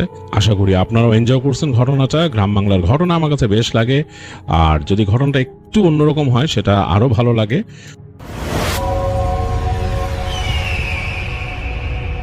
হ্যালো লিসেনার্স, আশা করি ঘটনাগুলো আপনাদের ভালো লেগেছে। আমি চেষ্টা করেছি বাছাই করে ঘটনাগুলো আপনাদের মাঝে শেয়ার করার। আমি প্রতিদিনই ঘটনাগুলো বাছাই করে আপনাদের মাঝে একটি করে এপিসোড শেয়ার করার চেষ্টা করি। যদি আমার ঘটনাগুলো একটু ভালো লাগে তাহলে অবশ্যই এই চ্যানেলটি সাবস্ক্রাইব করবেন। আর আপনারা কোথা থেকে এই ঘটনাগুলো শুনতেছেন, যদি আপনাদের ঠিকানাগুলো জানান তাহলে আমি অনেক কৃতজ্ঞ হব। তাহলে আমি বুঝতে পারবো যে আপনারা কোথা থেকে শুনতেছেন। এছাড়াও আপনাদের মাঝে যদি কোনো ঘটনা থেকে থাকে তাহলে অবশ্যই আমাদের ইমেলে দেওয়া ঠিকানায় ঘটনাটা পাঠাবেন। তাহলে নেক্সট এপিসোডে আপনার সেই ঘটনাটা আমরা রাসেল ভাইয়ের মাধ্যমে অথবা আমরা নিজেরা পড়ে শোনাবো। তো ভালো থাকবেন, সুস্থ থাকবেন, এই প্রত্যাশায় আজকের মতো বিদায় নিচ্ছি। আল্লাহ হাফেজ।